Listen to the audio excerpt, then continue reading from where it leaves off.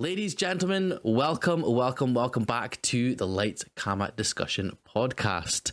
I'm here today with obviously Collective Unit and Todd. Guys, how are we doing? All good, mate. How are you? I'm great. Todd, you all right? Yeah, absolutely sound. Great, sounds it. Good stuff. Excellent. We're back today, obviously, with an episode on, as we said last week, Greta Gerwig. How are we feeling? By the way, last week means last episode. How are we feeling about last episode? Yeah. Okay, last episode. Greta Gerwig, we said. We excited about this episode, guys? What we're thinking? Yeah, really looking forward to it. Todd? Yeah, like very different films over a short span. Gee, I mean, like, he's enthusiastic I'm as one, isn't I'm he? watching his 1 3 hour film on a Friday night and he's fucked. Like, I'm aware. For context, Todd watched Kind of Kindness last night and didn't realise it was a 3 hour film, is now struggling this morning, I suppose. scunnered a little bit. Yeah. A little bit, yeah. I'll be all right. Once we get going. You better be, because this is meant to be an entertainment podcast, so... I will be nothing. I never signed up for that. Okay, a factual podcast then. I never signed up for that. I'm gonna be fact checking all that I say. Fuck's sake. Right, so Greta Gerwig, College, you want to give us a quick introduction to the one and only?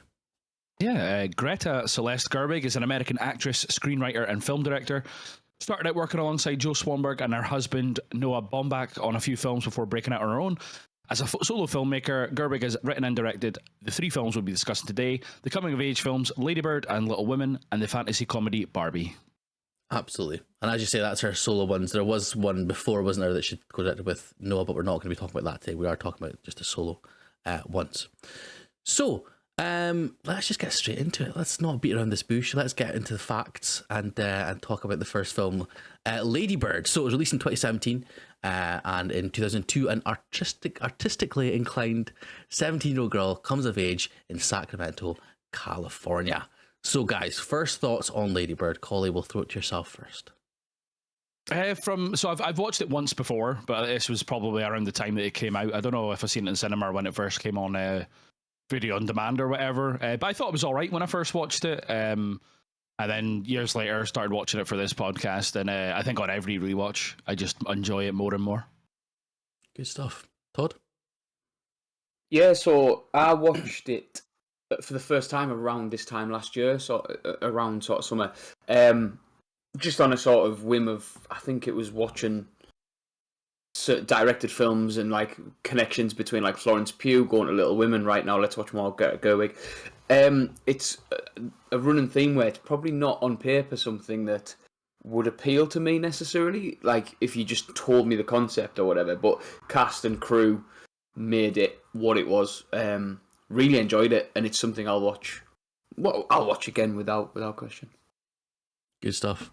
Yeah, for me, this is like my third, I think it was my third or fourth watch of it. I watched it when it first came out, and I actually watched it with Zoe and she hated it.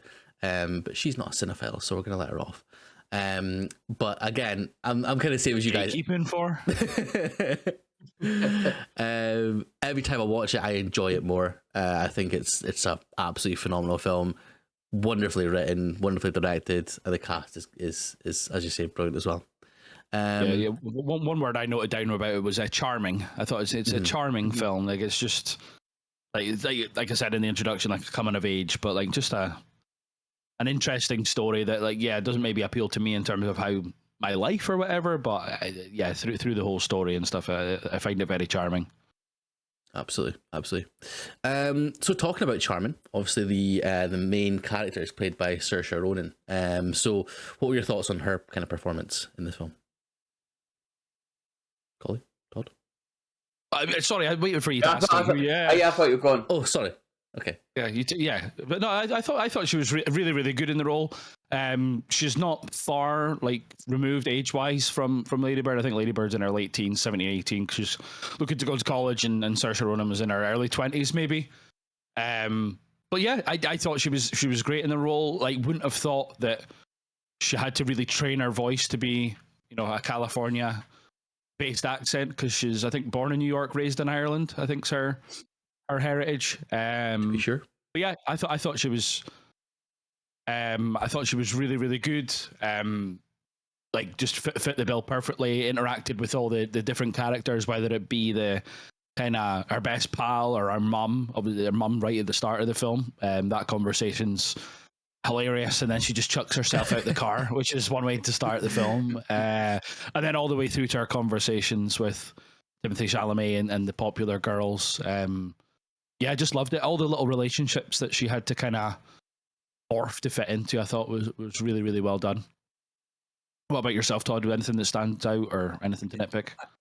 Yeah, no, I thought she was amazing. I think like Lady Bird as a character could be so dislikable, like on purpose. Like obviously she's this kind of like finding herself type thing. The bit where like she says about the theatre director's like, "Is that your given name?" And she's like, "Yes, it's given to me by me." And I like that's the type of pleasure. Right, fuck off. I've had it. We don't even want to hear you sing. Get off. Like, but because she's so good, like.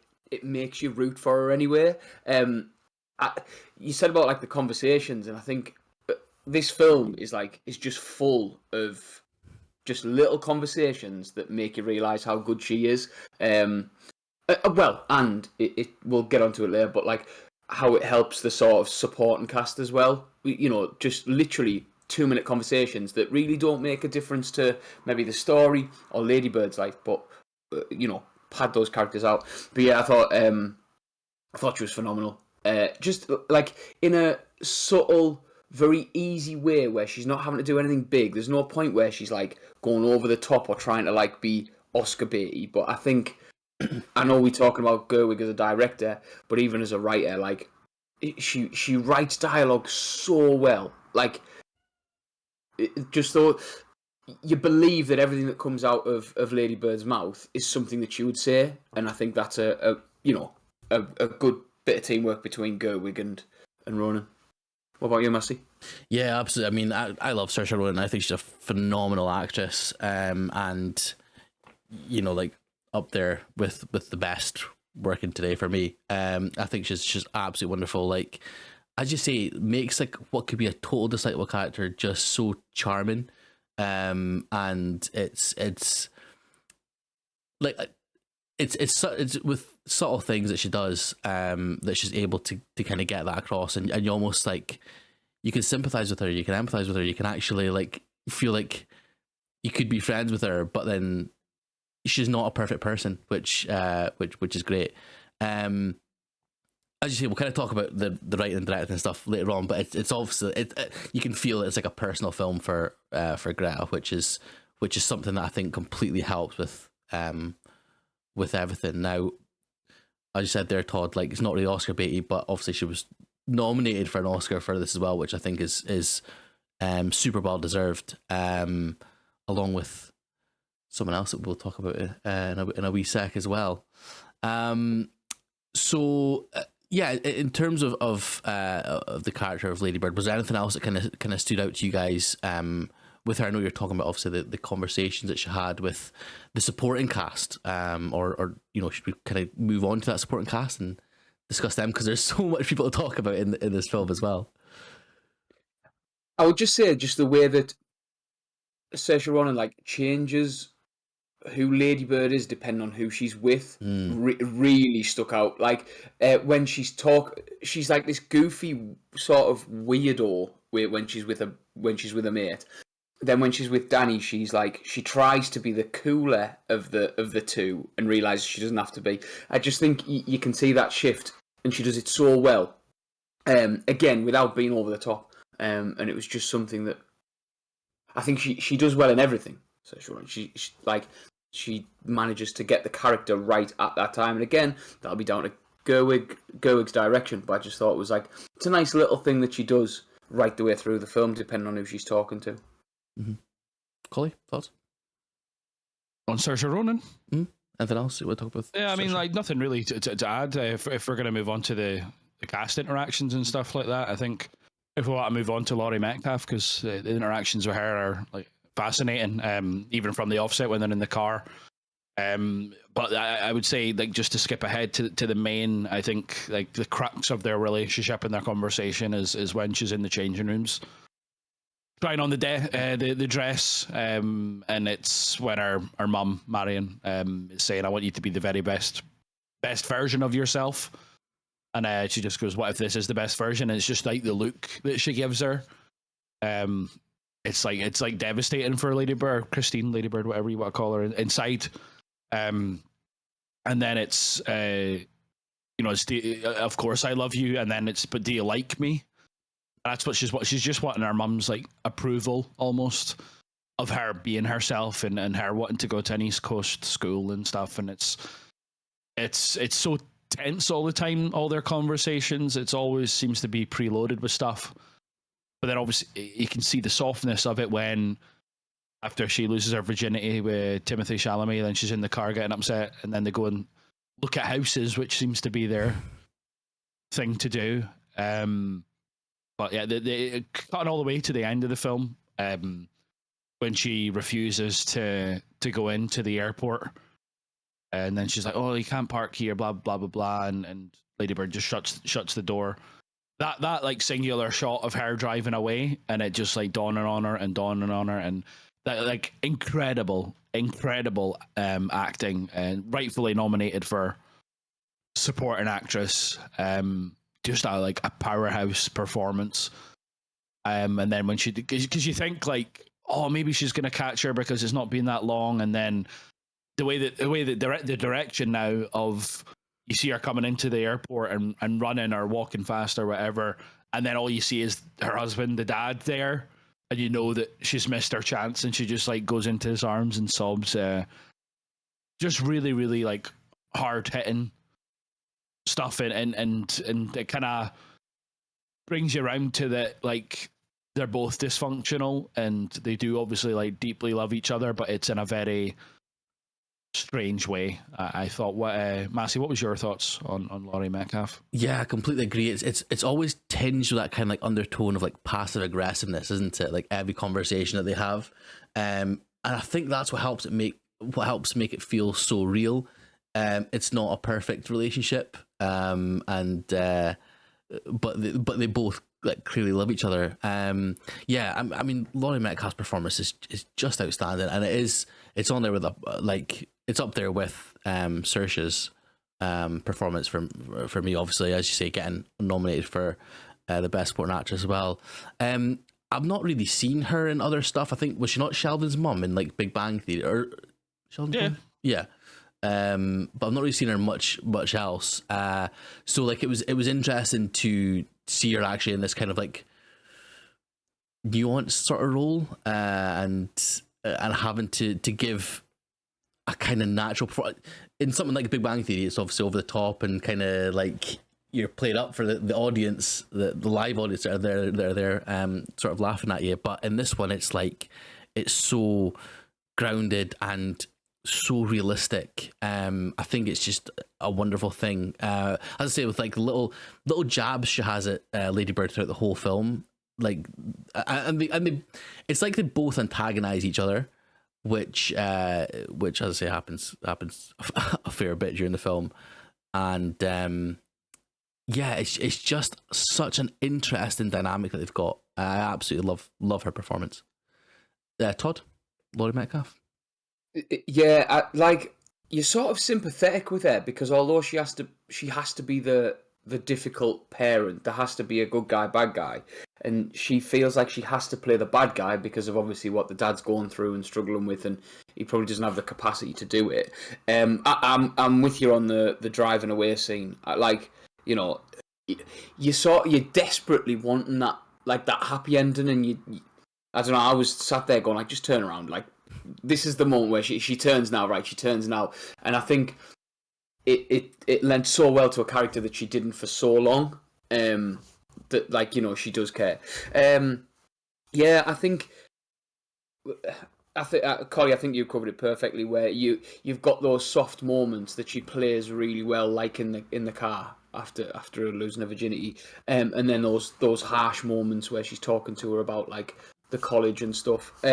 Yeah, I thought she was fantastic. And I feel like I'm going to use this word a lot, and it's already been used, but like natural. The relationship was real. It was natural, and I think again it could have been played for bigger than it was, and I think it was just brought to a level that felt real.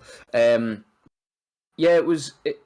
I don't think I have much to add about her because she was brilliant. Okay. Should we move on to kind of the other side of the coin, as I said there about the dad? So obviously Laurie Metcalf, the mum, and then there's the dad played by Tracy Letts, who's like kind of this. He's more like a friend than a father figure. Is the way that I kind of saw it. How he's like the good guy who is basically, you know, supporting Lady Bird and the family, and even to the detriment of himself, as we see when later on in the film, obviously the brother goes for the same interview as the dad, and he sees him in the waiting room, and he like fixes his tie and stuff as well. Like it's such like a heartwarming moment that. But throughout the whole thing, he's like as you say, the kind of good guy, the one that's like unwavering in his showing of love and stuff. There's not anything that he's really passive aggressive with, compared to obviously Laurie Metcalf's character as the mother. What was your thoughts on his performance, Collie, as the dad?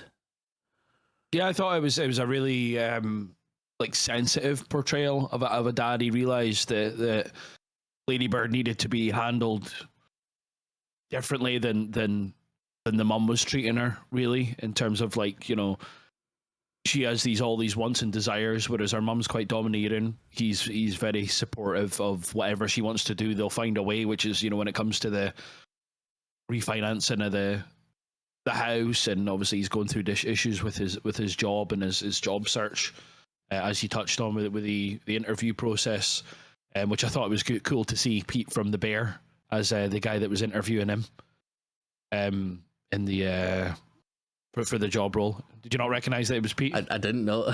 Yeah, it was Sugar's husband in The Bear was okay. So it was interviewing him. So yeah, I just really like I say, like caring, soft, kind of supportive role. When he like sneaks in, even the conversation of when she's in her room and then he knocks and she's like, "Hi, Dad." He's like, "How do you know it's me?" She's like, "You knock, Mum doesn't." Mm-hmm. If that kind of just sums up the difference between the two of them, which I thought was really nice. Yeah, just an all round like bear of a guy, like just a cuddly bear of a dad. Exactly what I feel like Lady Bird wants and needs. I'm not saying that like the mum giving her home truth sometimes isn't good for her, but the fact that he'll support her no matter what's really nice to see. And I thought Tracy Letts did perfectly. He did exactly what he needed to. He's just got like such a soft demeanor, which is we'll talk about another member of the supporting cast, but I think Stephen McKinley Henderson's kind of a similar role, but for as a teacher kind of thing. But we'll get onto him. I'll let Todd. What was your thoughts on Tracy Letts as the dad? Yeah, the only other real bit that we haven't talked about was well, I know we touched on it, was the interview. Like that kicked the shit out of me. Like there's different ways that could have gone down, and I think that Tracy Letts played it perfectly. Like it wasn't saccharine, it wasn't like over the top. It was the way he just fixed his tie and like wished him luck. And I was just sat like not even like on the verge of tears or anything like that. Just happy. It was such a strange thing. And again, it's down to direction. It's down to performance. I think it's weird that like I get onto it about like the different people, but to have such polar opposites in parents, like it's good to have for Lady Bird especially somebody who's so dominating and somebody who's so soft. But like it's mad that Tracy Letts maybe didn't push to try and have too big of a character or whatever. He just played it the way he needed to, because to get the right character across. But yeah, again, absolutely brilliant in what he did. He didn't need to do a lot, but what he did was excellent. One of the lines, just to quickly finish on him, that I found quite funny was when Lady Bird's like, "Are you guys gonna get divorced?" And he just simply goes, "No, we can't afford to." Which was quite blunt, I would say to her, and it did make me laugh. But no, I've got nothing else to say on him. I'm happy to move on to whoever you want to next, Matthew. Well, let's move on to the one and only Steve McKinley Henderson then. See, this is kind of like a sort of organic segue into him. Obviously, a person that we spoke about in, again, last episode, as when he was in Civil War. But yeah, again, a incredible performance. Colin, do you want to take us away on Mr. McKinley Henderson? Yeah, I thought it was just like such a charming, like not charming, but like just a lovely performance by him when he's doing all the exercises with him. I think I'm sure I've seen in the trivia he's a teacher at Juilliard or something like that. Oh, really? Like, okay. So I think they asked him to, even in between takes, do some of these exercises with him, and then they started filming them. The way he's doing like the vocal exercises, but the one that's like savage is when he asks them to cry. And then he just like bursts into tears like almost instantly. I was like, fucking hell. But just one of his lines, and I got this from the IMDb trivia. It's Greta Gerwig's favorite line in the movie, and it's after the play, and he's just sitting there, and he just goes, they didn't understand it. It just made me burst out laughing at the time, and the fact that that's Gerwig's favorite line made me laugh as well, because it's Beanie, is it? She goes to the teacher. Who she obviously like, is in love with or whatever, and like, oh, congratulations to his pregnant wife, and then she just sits next to him, and he's already sitting there like, just like deflated or whatever. He's like, they didn't understand it, and he says it like so quietly and defeatedly. But yeah, I he isn't in it much, but what he was in it for, I thought he absolutely nailed. Just a really solid like character actor who I seem to be either spotting in more that I've never really noticed him before, or he's just being utilised in that way. Gutted, obviously, that he was in Dune Part 2, even though he was only a bit part in 1. But yeah, from seeing him in Civil War and more expanded roles like this, just a brilliant actor, like, just does exactly what he needs to in a really, really effective way. Todd? Matthew, what was your... Oh, sorry, I'm going to go. Yeah. You got it? Yeah. No, I just... You were... No, you go. Massey, what were your thoughts on him? Go on. Go for it. Yeah, no, I loved it. Again, I thought it was such a nuanced performance. Like, as you said, Collie, when they're doing the exercises and he starts like absolutely bawling with tears, it adds so much more to character. Obviously, later on, we get told that he's battling with depression when Lady Bird's mum speaks to him in the doctor's office and stuff. But you know that information before we even get told that, or you get an idea that that's the sort of information. It's insinuated, yeah. Yeah, exactly. Which I think is it's such a skill to be able to have an audience get that from you, whether it's from the writing or whether it's from the actual performance and stuff. But yeah, he is such an interesting figure, and obviously quite a formative one in Lady Bird's coming of age, as he obviously shows a bit of faith in her and stuff as well. So yeah. just to quickly touch on that, like the formative thing, when he's in the office with Lady Bird's mum about the obviously depression and all that kind of stuff, he's so protective of her that he's just like, don't tell your daughter, which I thought was a really, not a throwaway line, but like you could easily just miss that as him like he's embarrassed, but what I took it to be was like he wants her to be protected from this kind of stuff, not like in terms of like pushing down mental health stuff, but he just cares for her so much that like he wants to remain a strong supportive figure in her life and doesn't want to let his issues get in the way of pushing her on, which I thought was a lot. I'm sure, well, maybe you don't want to touch on it here, but Todd, but like I'm sure that's a lot of things with teachers, is that you have to separate like anything that's happening with you with obviously the responsibility that you've got for your students, and I thought he conveyed it very well in that scene and just that line. Todd? Yeah, I think just on like the teacher side of things, not from my perspective. I just mean as the characters, like there's something really wrong. There's nothing suggested that anything's happened or anything like that, but the way that the teacher is with Julie compared to how he is with Lady Bird, the actual class teacher, like there's something insinuated that there's something wrong there. Whereas with like Stephen McKinley Henderson's character, he's just this pure bloke who just cares for like what he does and like the kids that he works with. And I thought that came across, not even without the weirdness of Julie and the other teacher and their relationship. Like that came across straight away that he really cares for them, that he loves it. Like I've done those, like I've been through drama courses and all that kind of thing, and those things make me cringe when I see them in films. Like I hate thinking back to like doing that sort of shit, and like it didn't here because he was having such a good time. And like there's a bit where I don't know what game it is, but like the Danny and the other lad are like doing like a clap game, and like they won, and like having to like copy and you can just see him in the background. I don't even know if he's in focus, but like you can see that he's just like smiling and enjoying the experience. I thought that was brilliant. And again, what that conversation in the office did was it just fleshed out the world. It didn't move the story forward. It didn't particularly have to.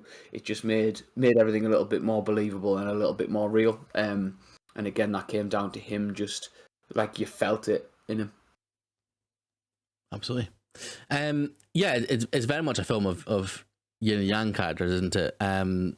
Talking about that, we're then moving on to kind of like Lady Bird's sort of love interests. So we've got Lucas Hedges and Timothée. Again, sort of like the yin and yang characters. So talking about those guys as kind of like their being the love interests at different points and for different reasons with Lady Bird. What were your thoughts on, obviously, I know we're talking about two people here, but what were your thoughts on their performances? Todd, do you want to start off? Yeah, it's funny seeing like Timothée Chalamet being this kind of like dickhead. It was what you call Don't Look Up, where he was a bit of a sort of like burnout. But before sort of June and stuff, I don't think I'd really. Is it Call Me by Your Name? Yes. Is he in that? So like I haven't seen that. It's not something that it's worth what. It's just one of those things that it's never sort of crossed me path type thing. So when everybody Hammer's in it, so just don't worry about that. Yeah, he's it's interesting seeing him because obviously I know him from June, and then obviously watching him in Little Women where he's not a knobhead. This where he just plays this sort of like, it's so easy for him to be a prick, and it made me feel strange. I don't know why, but it was. And this goes on. It was entertaining and devastating in equal measures because there was a bit of it that was funny, probably because it is Timothée Chalamet doing it.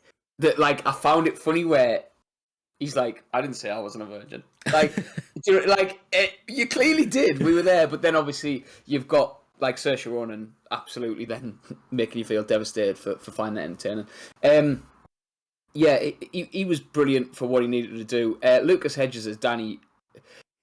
I felt like, his character in Three Billboards, it was a similar sort of character. Do you know what I mean? I feel like he just brought that across, that sort of awkward, trying to find his feet. You could tell when they were together, there was something that wasn't quite there for him in terms of their relationship.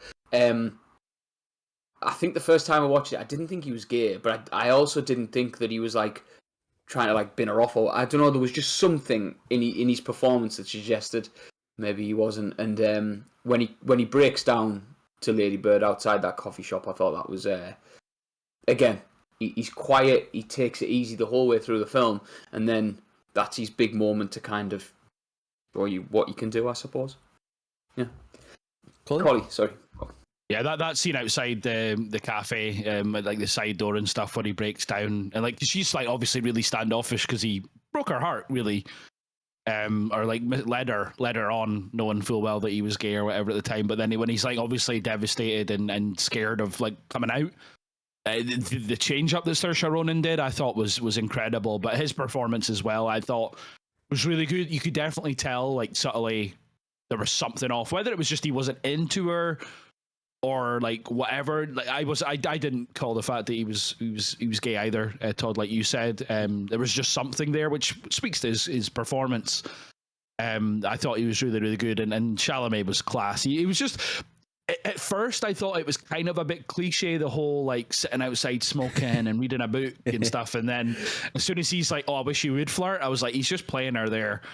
And then when she goes to the party of like the popular girl and he's sitting outside by the pool, like reading by the pool light, and I was like, the first thing I thought, I was like, how can you read? It's like really dark or whatever.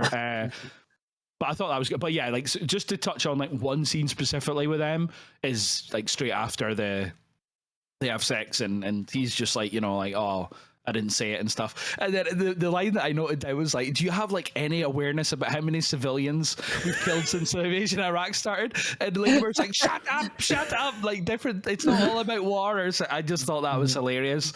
But I think I seen on Letterboxd one of the reviews was like, interesting that like Lady Bird's foreplay is watching 9/11 Aftermath or something like that, because there's just multiple times during the film that she's just lying on the couch watching the war in Iraq stuff going on, which I thought was funny. But yeah, both guys are really good. I think Chalamet had to, like, when he was doing like press for this or whatever, came out and had to be like, look, like, I'm just playing a dick here, I'm not actually a dick, like, kind of thing.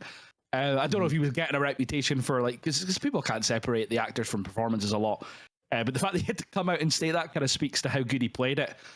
Obviously, a bit of foreshadowing about his heel turn in June Part 2, maybe, about how good he was. But yeah, both guys like did what they had to do. I thought they were both great. And as good as Saoirse Ronan is in this film, I thought they were, like, you know, punch for punch good, as good as her in all the scenes that they had to have together. I thought they were all excellent. Anything to add, Massey?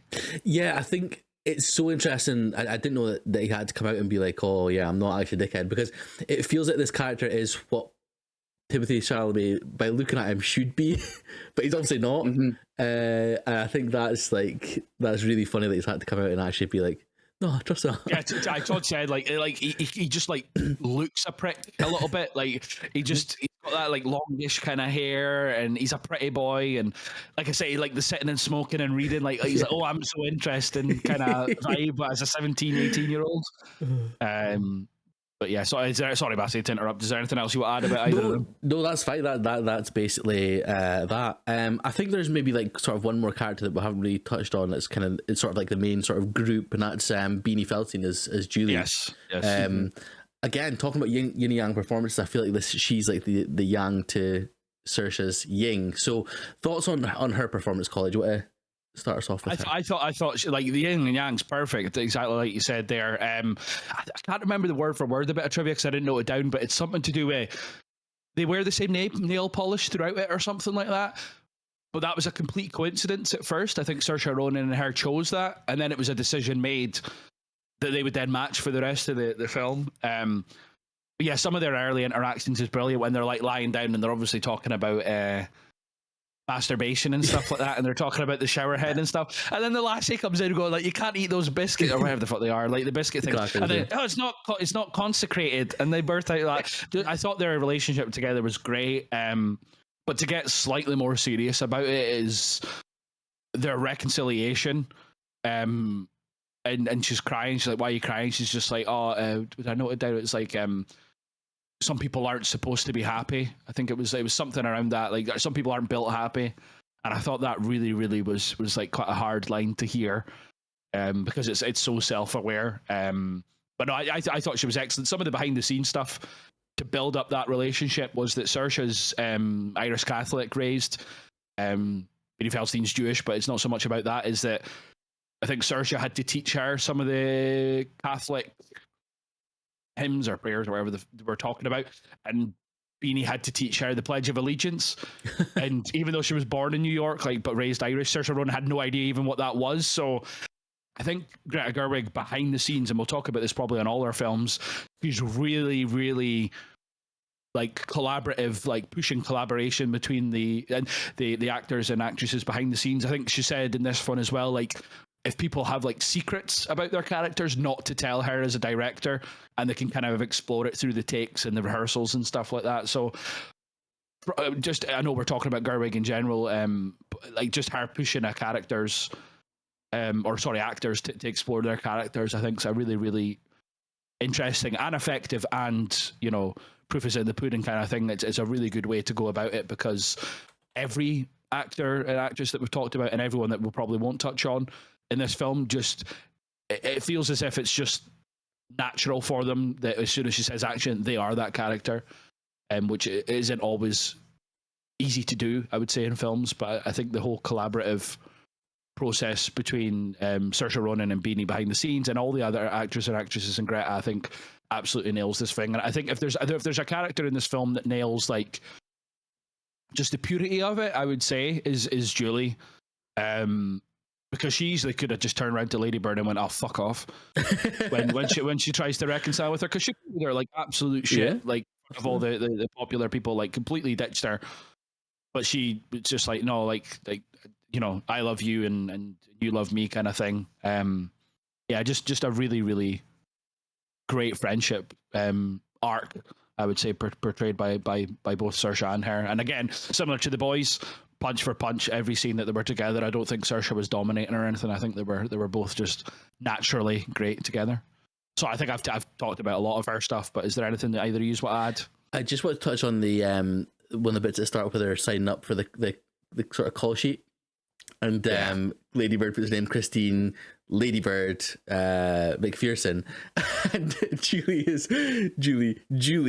and her surname. I just thought that was such a, and again it shows like how they were similar, or at least Julie kind of looked up to Lady Bird as well. I think there's definitely that element of, like, Julie wants to be as like out there and stuff as Lady Bird, but maybe can't push herself to be. So I think there's definitely a kind of a sisterly kind of, I wish, like big sister, little sister, even though obviously they're same ages kind of thing. But yeah, that's a great dynamic to touch on there for sure. Absolutely, and it always blows my mind that she's Jonah Hill's sister, like every time. Yes, of course, yeah. Todd, thoughts on Julie? So, like, I don't think I can add anything on, like, her character, but just Beanie Feldstein as an actor. Like, I feel like she's carving this sort of, like, niche out where she plays a similar character in a lot, and although that can be a detriment to a lot of people, I think it's just an absolute, like, I don't know if have you seen the What We Do in the Shadows TV series? No. Like, it's so literally you could just take her out of this and put her in that. And then I watched Booksmart quite recently. Yeah. Where, again, very similar character, and even in Drive Away Dolls, which is, it's worth a watch. It was a lot of fun.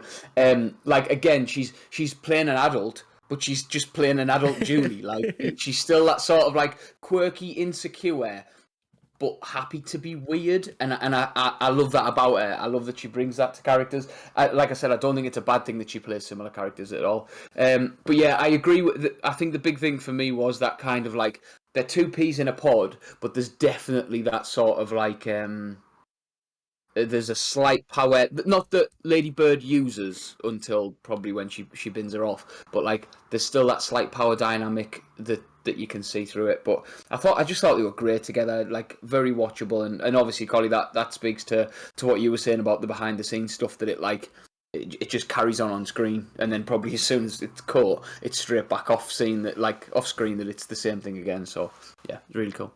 Perfect. Shall we move on to a bit more about Greta then? Because there's obviously, we talked there about what she does off screen, like sort of out with the actual film, but things like that collaboration. I think that's a very big, important part for her, certainly. There was a video, I don't know if you guys saw it, of her directing the scene with Danny and Lady Bird running about in the like garden thing, and like fall over and like all that sort of stuff, and like it's we can put it on obviously Twitter and stuff as well, but she's directing them, but she's just having this like absolute ball of a time. She's laughing about, it just seems like she's having like the greatest time of her life, and I think that is something that's absolutely commendable. It could be, you know, with some directors when they've got like a vision or something like that, I know, like, you know, there's certain directors who need to have that scene as it is in their head sort of thing, but with her it seems to be a lot of like just go with it and kind of see what kind of comes out, and I think that's such an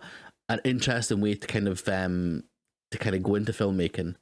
But College, we'll have a quick chat about Greta in this film and what's I think a lot of it's like self-reflective, and it's like not a biographical film per se, but a lot of it is pulled from her experiences as a young woman.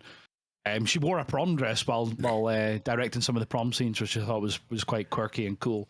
But yeah, I mean, I've kind of spoke on as much as I want to with this film, her behind the scenes pushing of collaboration and character development on their own. She's not domineering as kind of like a Nolan is or whatever, which is obviously to his credit. But I feel like the stories that she's trying to tell are a bit more personal, a bit more character driven, perhaps, than a lot of more like quote unquote serious directors, the likes of Nolan, Villeneuve, Fincher, stuff like that. I think she's more telling, personal stories about people's lives, really. And I think that is why I enjoyed this film so much. And I think like every time that I watch it, I enjoy it more and more, because I think I used this like one of the first. It's just charming. I find myself smiling through like so much of this film, and then like getting really sad at the sad bits. It's very emotive driven. It wears its heart on its sleeve, and as a viewer, I think you can really feel that. Definitely. Todd, anything to add? I just think it's a lot of the relationships and stuff, and like again, she's not banking for a happy ending or like trying to tell like a perfect start to end story. That this is like it carries on after the sort of the film stops. These lives carry on, and I love that. I love that like the mum didn't get to see her before she went. I thought that was fantastic. Like, I was such a good. When she started running, I was chuffed that she went back. I was even happy that she didn't get to see. And I know that's a weird way to look at it, but I just think it's like I absolutely agree. It's a great thing to touch on, because it's like La La Land. It's like La La Land that you're just like, oh yeah, these guys are going to have like the perfect like fairy tale, seeing each other off, and that's it. But like you say, Todd, sorry, Todd, just to interject, but like when you're saying they carry on after the film, I thought it was good that you got to see her at college and make the realization of the kind of the parental dynamic between her and her mum, leaving that voicemail and stuff. I thought that was really a good idea to have that, because they could have just had her running back to her at the airport, hugging and reconciling right there and then. But I think for it to be as effective as it is in the film, there needed to be that she needed to leave without reconciling with her mum, to then have that realization after getting her stomach pumped in the hospital and stuff like that, that her mum did have her best interests, even though she perhaps didn't like convey it as such. It's like a deeper love than just the way that her dad does, which is like quite an outward, like expressive way. Our mum's a bit more insular with it. Yep. Yeah. There was. Oh, sorry, Todd. You still got something? Sorry, I just going to say about the like a show don't tell as well was the other thing that I kept clocking. I keep wanting to call it a thrift store, and I hate myself, but it's because it's an American film. Like, so I watched like clips of it last night, just like little bits, just to kind of get some last. And in the background, when they try and the prom dresses on, there's like books. So it's obviously a charity shop that they're shopping in, thrift store. Yeah. I'm assuming so anyway. Like, and I think after what was said like at Christmas about like, oh, they're socks but they're expensive. Like, we can't afford to get divorced type thing. Like, there's little things all the way through about money, and then like the fact that she wasn't like, oh god, I've got to buy my prom dress in a thrift store. Like, there wasn't a line that said this is where we are, but it just you take that as an audience member, and I think she does that so well, like right the way through the film. But that was the one moment that stood out of like a big show don't tell thing for me. So I just thought it was a big thing to put in there. Just before moving on, there was a couple of little things I wanted to kind of add on as well. I loved the way it was shot. Like the whole thing. Apparently, Greta wanted it to feel like a photograph or something, or a memory. And like, so when it's in Sacramento, there's kind of like a grainy quality to the actual like the scenes.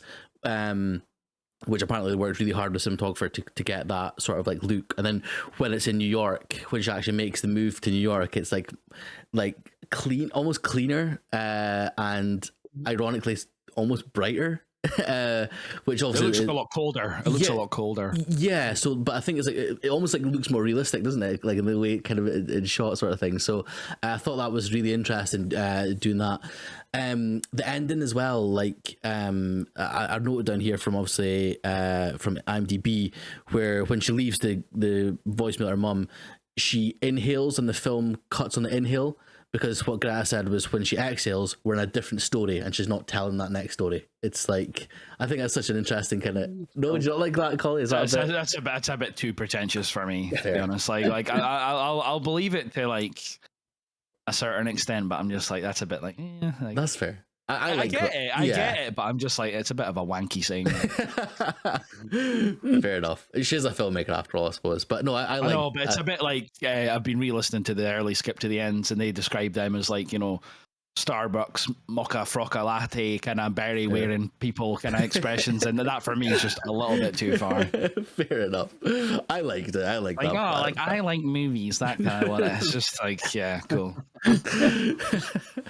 And I've probably said like loads of wanky stuff like so far in this review or whatever, but like that's because I've read that bit of trivia and I was just like, I'm not even noting that down. Oh really? It's like I love like sweet stuff like saccharine shite in films. Like I like that, but that for me was just like, well, I don't know. Maybe that's just me, but I just That's fair enough like, though. You know, chill out. Greta Celeste, all right? Just relax. Yeah, as if you weren't pretentious enough for that name. No, but I really enjoyed that. I like that. I thought that was interesting. I think that's our parents being pretentious. Sorry, well, surely it's not her. I don't think unless it's her given name. Oh, maybe. Like Lady Bird, you never know. So there we go. Potentially. Full circle. There we go. Segue. Right, let's move on. We've been talking about this film for 50 minutes. So 46. So okay, let's go into our ratings then. As always, again on Letterboxd, you rate all these films. So, Collie, what do you rate Lady Bird on Letterboxd? I think I would probably on first watch years ago it would have been like a 4 maybe. First rewatch for this was a 4.5, and then I think like I've watched it 3 or 4 times in prep for this, and it's a 5-star for me now. I think it's an incredible film, and I just enjoy it more and more on each rewatch. I think I've said that a couple of times now, but yeah, just 5 out of 5, 10 out of 10. Todd? Yeah, it's 4.5 from me, and again, it's bumped up since the last watch. I'm sure it'll be a grower. Not that it's got much room to grow. Oh, not sure now. Why not both? What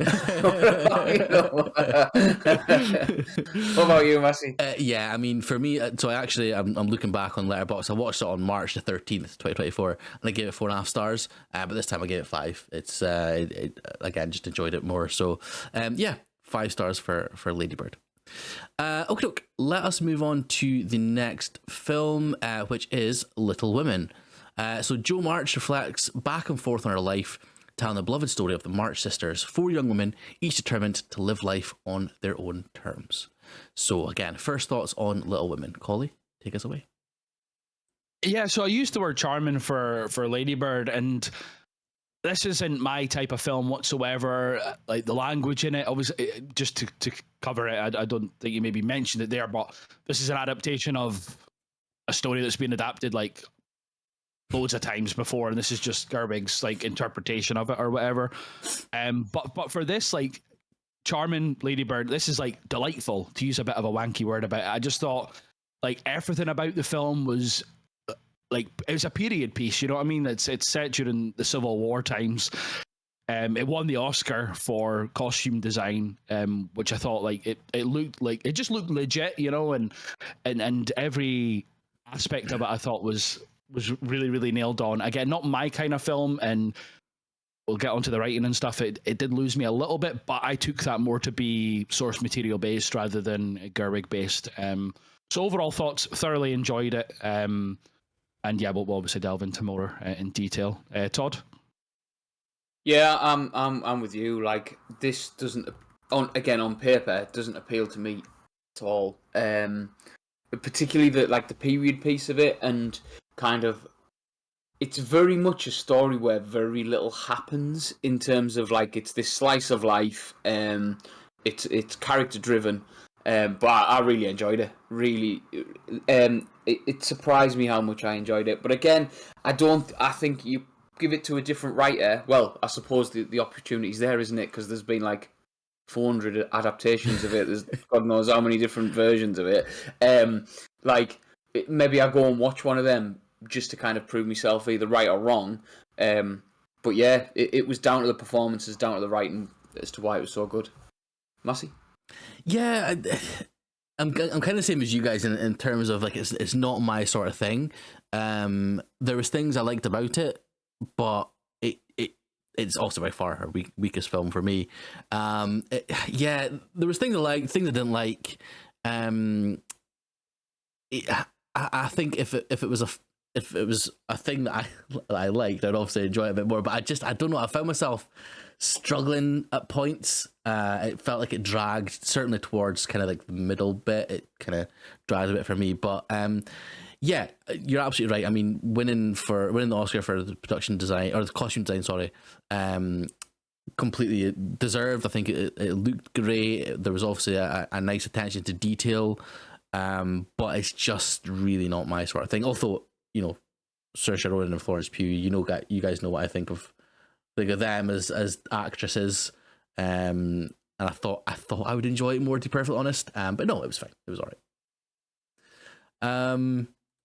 So shall we talk about the cast then for this? There's obviously, as I say, quite a few big names, but there's obviously the sort of the March sisters are the sort of main kind of focus for this film. So we've got obviously Saoirse Ronan, Emma Watson, Florence Pugh, and Eliza Scanlen as the four sisters. Again, thoughts on their performances. You know, we can kind of go through each one individually. So Saoirse Ronan, Todd, do you want to start with her? Yeah, again, just solid the whole way through. You know, if we pick in words, it was endearing for me. Like when she like sort of straight down the camera at the end. You know, where she just kind of like where she breaks fourth wall and she describes what happens with the book or whatever. Like there, I could have just watched her do that. I could have just probably watched her tell the story like that the whole way through, and I'd have sat there like that the whole way and just been like, "Come on, carry on." Like that's fine. It was just it like she's so easy to watch, and I think it's because she's enjoying what she's doing. Even in the moments where, like, you know, it's not easy, where, like, for example, where Florence Pugh's character falls into the lake, like you feel a panic and you feel a regret.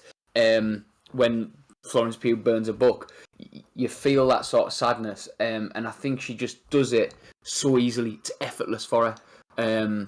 Yeah, she was fantastic. Colin? Yeah, I thought she was great. Endearing's a really good term for it.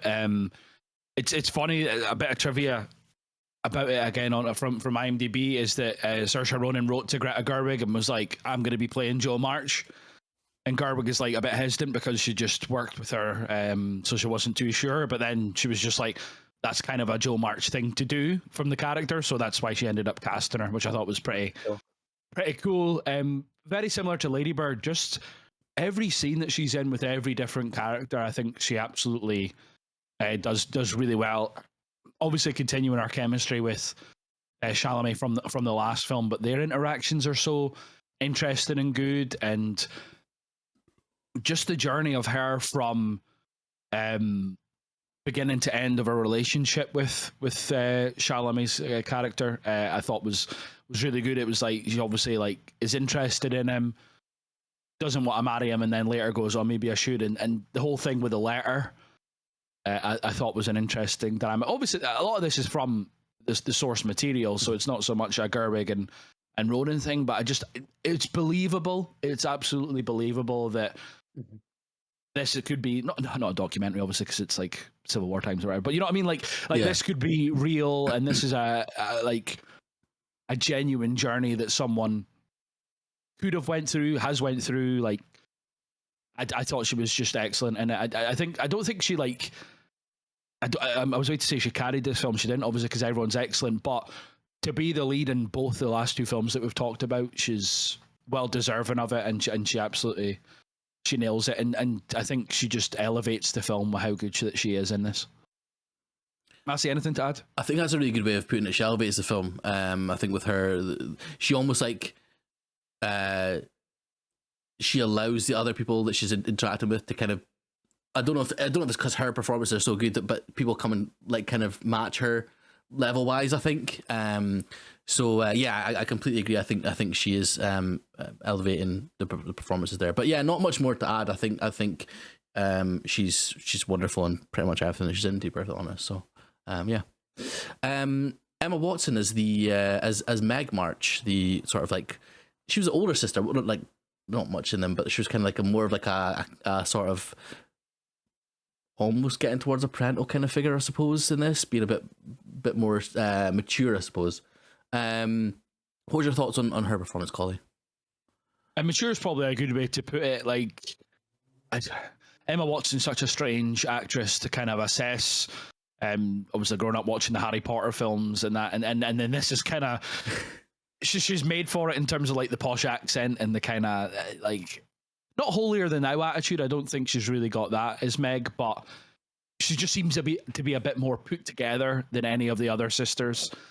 Probably one of the standout things that happens to her in the film is the whole buying the dress and then the discussion with her partner or husband at the time of, you know, like, I'm sick that I can't afford that what everyone else can, and that I just thought that was a good bit. But yeah, like nothing more to say really about her, to be honest. Like, I think of all the sisters, she was the least interesting. But a bit of trivia again about that is that it was Emma Stone that was supposed to play. Oh wow. Meg, but she pulled out because she was doing The Favourite at the time. Oh wow. And it's kind of a reversal of Emma Watson was supposed to be in La La Land, but she pulled out because of Beauty and the Beast. So I thought that was quite an interesting bit of trivia to read, that they kind of swapped roles in terms of, like, you know, significant Hollywood, obviously, like Emma Stone. I can't imagine Emma Watson in La La Land, and to be honest, I can't really imagine Emma Stone being in this because it's such a, maybe she would have been more prominent in the film if it was Emma Stone, but this would have been post La La Land, you know, Emma Stone. So to have her in this role and be her like a bit part character, I thought would be bizarre, to be honest. So that swapping of roles I thought was interesting. But Emma Watson did great. Like, she's had kind of an interesting post Harry Potter journey. She's done bits and pieces. She's not really graduated to a lead. None of them really have, to be honest. It's not a comment on her specifically. Obviously, Daniel Radcliffe's got his own thing in terms of stage play, but we won't talk about him. But like, she's just never really pushed on to be a leading person. She's better as an ensemble member, which she was obviously in Harry Potter. So she did kind of slide into this role in this place in the film naturally. There's no criticisms, I would say, of it, but there's nothing to really big up about it either. I thought it was just fine, like fine. Mm-hmm. Todd, Massey, anything to really add? Not from me, to be honest, Todd. No, I'm with you. I thought she was fine. It'd be interesting to see her get a little bit more, see how she got on, but yeah, she was just fine. Yeah. Okay, we'll move on to one of the greatest actors of all time, Florence Pugh as Amy March. Obviously, in how that Emma Watson was a bit more mature, Florence Pugh's character was a bit more immature, and this one, of course, is the kind of more, not the youngest, but the younger sort of sister. Todd, do you want to start us on Florence Pugh? Oh, sorry, while you're taking a drink, apologies. No, sorry, yeah, no, it's fine. Do you know what? Like, so you know the infamous downturn of the mouth for like. So I've seen this before, and have seen and was aware of the extreme frown. I don't know how else to explain it. If you haven't seen it, I don't know what you're doing, but like. I hadn't seen it in this film, and I was specifically waiting for it, and it happens so many times. I think because it's not, you know, like Midsommar, where the shots of her are constantly sort of shoulder up, she's centre frame, like, it happens all the time. This doesn't. It's always from the side or like in a conversation, and the amount of times that you saw it just kind of like. The sides of the mouth start turning, and I was like, here we go. Yeah, she's just like, I think this is a really good test of her in terms of her acting, because, you know, she gets given these like big bombastic characters, even in like Oppenheimer, where she's got like she hasn't got like a massive part in it. She's still this sort. She's got a character to play. It's this like a sultry sort of like she's got a specific character here. I didn't feel like she had. She was a little bit more bratty than anything else, but like she was excellent. And that jealousy just spiking, you know, you saw it through her. I thought she was fantastic. And I know, Massey, you have an obsession, we'll say. I think that's pretty lightly. But I'm with you in the fact that Dina in this. What was this? This was 2019. So like we're talking the sort of the beginning of her prominence in roles and stuff. Like long may it continue, because I genuinely do think she is one of the best working actresses at the minute. I just wish she'd calm down. That's all I'm asking for. It's just a little bit of calm. Collie. She just petulant brat is just a perfect summation, I think, of how she plays Amy. I think it's Amy. Amy's her sister that she's playing.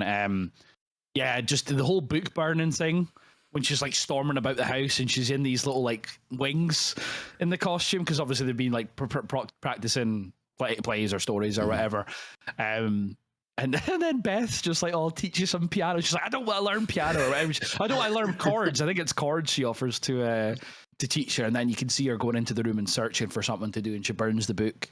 I thought that was excellent. But also, not only is she a petulant child, but in my opinion, she delivers the best like couple of lines or whatever in the film. And it's when Chalamet like says that he wants to marry her and stuff instead, and she's just like, no, like, I've got it written down. I've been second to Joe my whole life and everything, and I will not be the person you settle for just because you cannot have her. I won't do it. Not when I've spent my entire life loving you. And then she walks away from camera. Like, the delivery of that, I thought was so like driven and deliberate and like just hard hitting. It made me like sit up a little bit. Not to recognize like her acting chops, because she was doing excellent throughout the whole film, but it was just that turn in, I thought, like Amy's maturity throughout the film. I thought it was a great bit of character development. I thought it was a great bit of delivery by Pugh. You've said a lot, Todd, that I don't want, like, you know, I can't repeat, which is to just kind of how good she is, and she's not used to being a lead, but this was post Midsommar, I believe, and I think she kind of treated that. She was quoted as saying that this was like therapy, because I think this was immediately after Midsommar. I think she went from like one like film into the next. I don't think there was much of a break, so she treated this as some form of therapy for Midsommar, because that's like so intense, you know. So I think you can kind of tell in her performance is she's having a little bit of fun with the stamping of the feet. And the bit that made me laugh was when she's like molding her feet or whatever. She's like, "Oh, this is to remind Laurie that I've got nice feet," and then her foot gets stuck. It's like so slapstick and funny, and she's just storming about going, "Oh, my foot's stuck or whatever." It's just it's really like laugh out loud. I think she does the perfect kind of balance of this film and of this character. Of she's treated as not a young kid kind of per se, but just as this brat. But again, that learn and that delivery, that turn, sorry, that delivery of that line with Laurie, I thought was excellent, when she's just like, "I will not be second to my sister" the whole time, which is the story that she's telling through her petulance in the burning the book. But that was a proper like standing on service kind of moment, I thought, for Pugh and obviously then Amy through her portrayal. I thought she was excellent, rightfully so. I thought nominated for supporting actress. We'll get on to Laura Dern in a couple of minutes probably. I'll talk more about that, but I thought excellent. Massey, anything that you would add?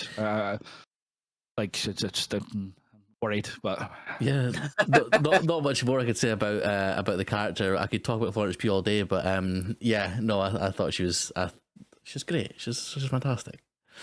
Let's move on to the final sisters.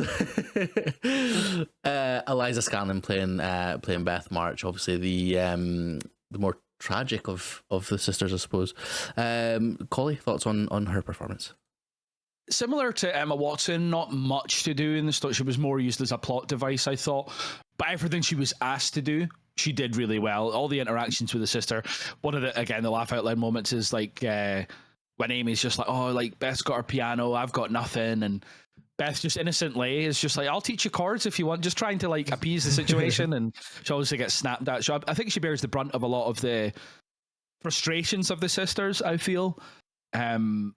But the whole dynamic with her and Chris Cooper's character and the piano and stuff, I thought she was just very sweet. I thought just an innocent character, no kind of plotting or not scheming, not in like the negative connotation, but like Joe's got a plan, Amy's got a plan, Meg's got a plan, and Beth just it's not happy to be there kind of thing, but it feels like that. She just follows in her sister's footsteps, just wants to be a part of it, and I think Eliza Scanlen does great. The kind of conversation when she's saying to Joe, like, I love your stories. Joe's like, I don't have any stories to write. I thought just lovely and so caring, and it's devastating when she passes away, and the way that Gerwig films the kind of the conversation before of like, does anyone want to go with me to the house or whatever? I think there's something like that. And then you see her going, and then you see her going to the house, and you can hear from inside that there's coughing and folk in there are ill. And she has the conversation with Chris Cooper, and he's just like, "Oh, you're burning up," and I was just like, not knowing the story, I was like, "Oh God, this is not good." And then obviously there's the massive, passing away of that character, which is a massive turning point, I thought, in the film. After that, there's not really much fun in the film. I would say it's dour after that, but not in terms of like boring or lacks any sort of vibrance or that. There is still that, but it's such like a bummer. I know that's kind of a weird like throwaway term, but it just like properly brings the mood down. And yeah, sorry, I kind of went on about like the whole story and stuff in there, and not really so much about Scanlen's performance, but just to sum it up, does perfectly fine, does exactly what she's needed to.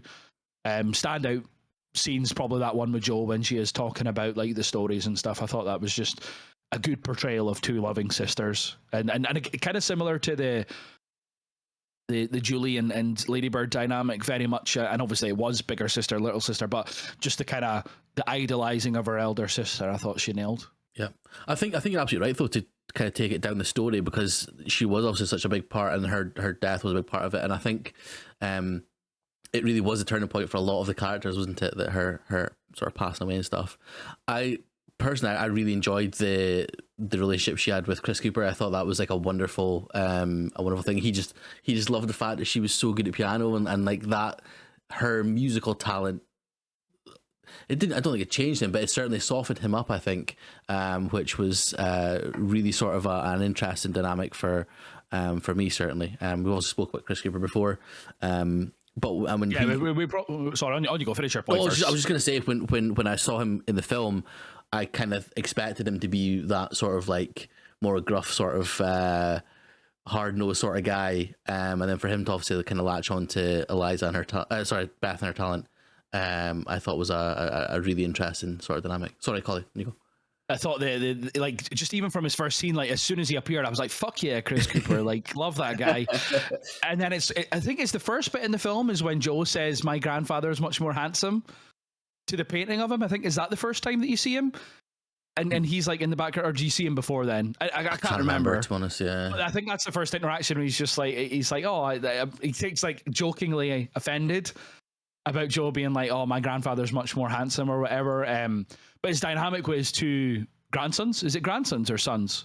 I can't remember their dynamic. Is Laurie his grandson or his son? I thought they were sons. Sons, that's what. Maybe, okay, so yeah, so it's just because he looked old. But yeah, I thought their dynamic was really good in that we're in that like reading room or wherever the fuck it is, and all the sisters in there. I thought that scene was like so good. But yeah, it is just probably because we won't focus on him. We can digress quickly to him. But when he's like, "Oh, you remind me so much of your daughter" and stuff, I thought it was just so touching. And then briefly to talk about his and Joe's relationship after she passes, when he's like, "I don't want to go in to the house because she won't be there." That was just like properly heartbreaking. And Joe's obviously like, I know I'm not my sister, but I can be there for you. I thought in as little that he had to do, he did so well, and he's such a good actor. Like, he's similar to his Jarhead, like quote unquote cameo. He just nails like the half a dozen lines or whatever, or half like a couple of scenes that he's in. He just nails. He's such a good, like similar to McKinley Henderson in the last film, like just a good character actor. You know, just so believable, and yeah, just loved him. Sorry, Todd, what do you think about Beth? And then obviously talk a little bit about Chris Cooper if you want. I was going to say I've got nothing really to add about Beth, and I'm with Massey on the like, here comes Chris Cooper. I'm ready for him to be an arsehole. And I think in and again, I've not read the book, I've not seen other interpretations of it, but like he could easily be that sort of like, I've got this piano for you because I don't want it. Like he could have been that sort of grumpy, hardened by what's happened to him, and again, that could have been an interpretation that Gerwig and Cooper went down to match other things that he's done.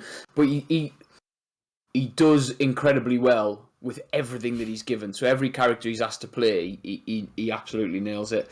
Yeah, I thought Eliza Scanlen did again a good job as being that younger sister, the youngest sister, and kind of like I said, the plot device. I think that's the perfect way of describing her. Yeah, I felt like she offered more than Emma Watson did, but not by any sort of great amount. Yep. Do you want to talk about Laura Dern then, Colin? I think you kind of touched on her as we were talking. Yeah, it's not so much about her performance in this, really. I thought she did great as the mother. I thought she was, very loving and caring for her daughters. She was taking over the kind of both the parents' role while Bob Odenkirk was away fighting in the war, which was obviously cool to see Bob Odenkirk in a film like this. But the interesting thing about Laura Dern in this, and not just this, but like that year of film, is that she was in Marriage Story, which was directed by Greta Gerwig's husband.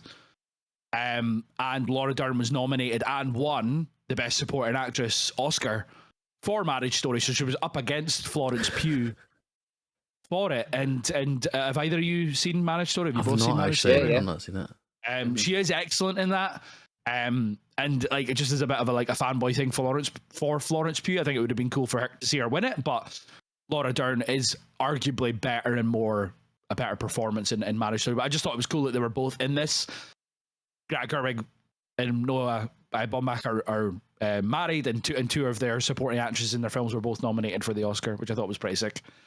But yeah, like just some of the interactions with her kids and her conversations with Joe about how to deal with her sisters and how to deal with life and marriage and all that kind of things. Nothing springs out in particular.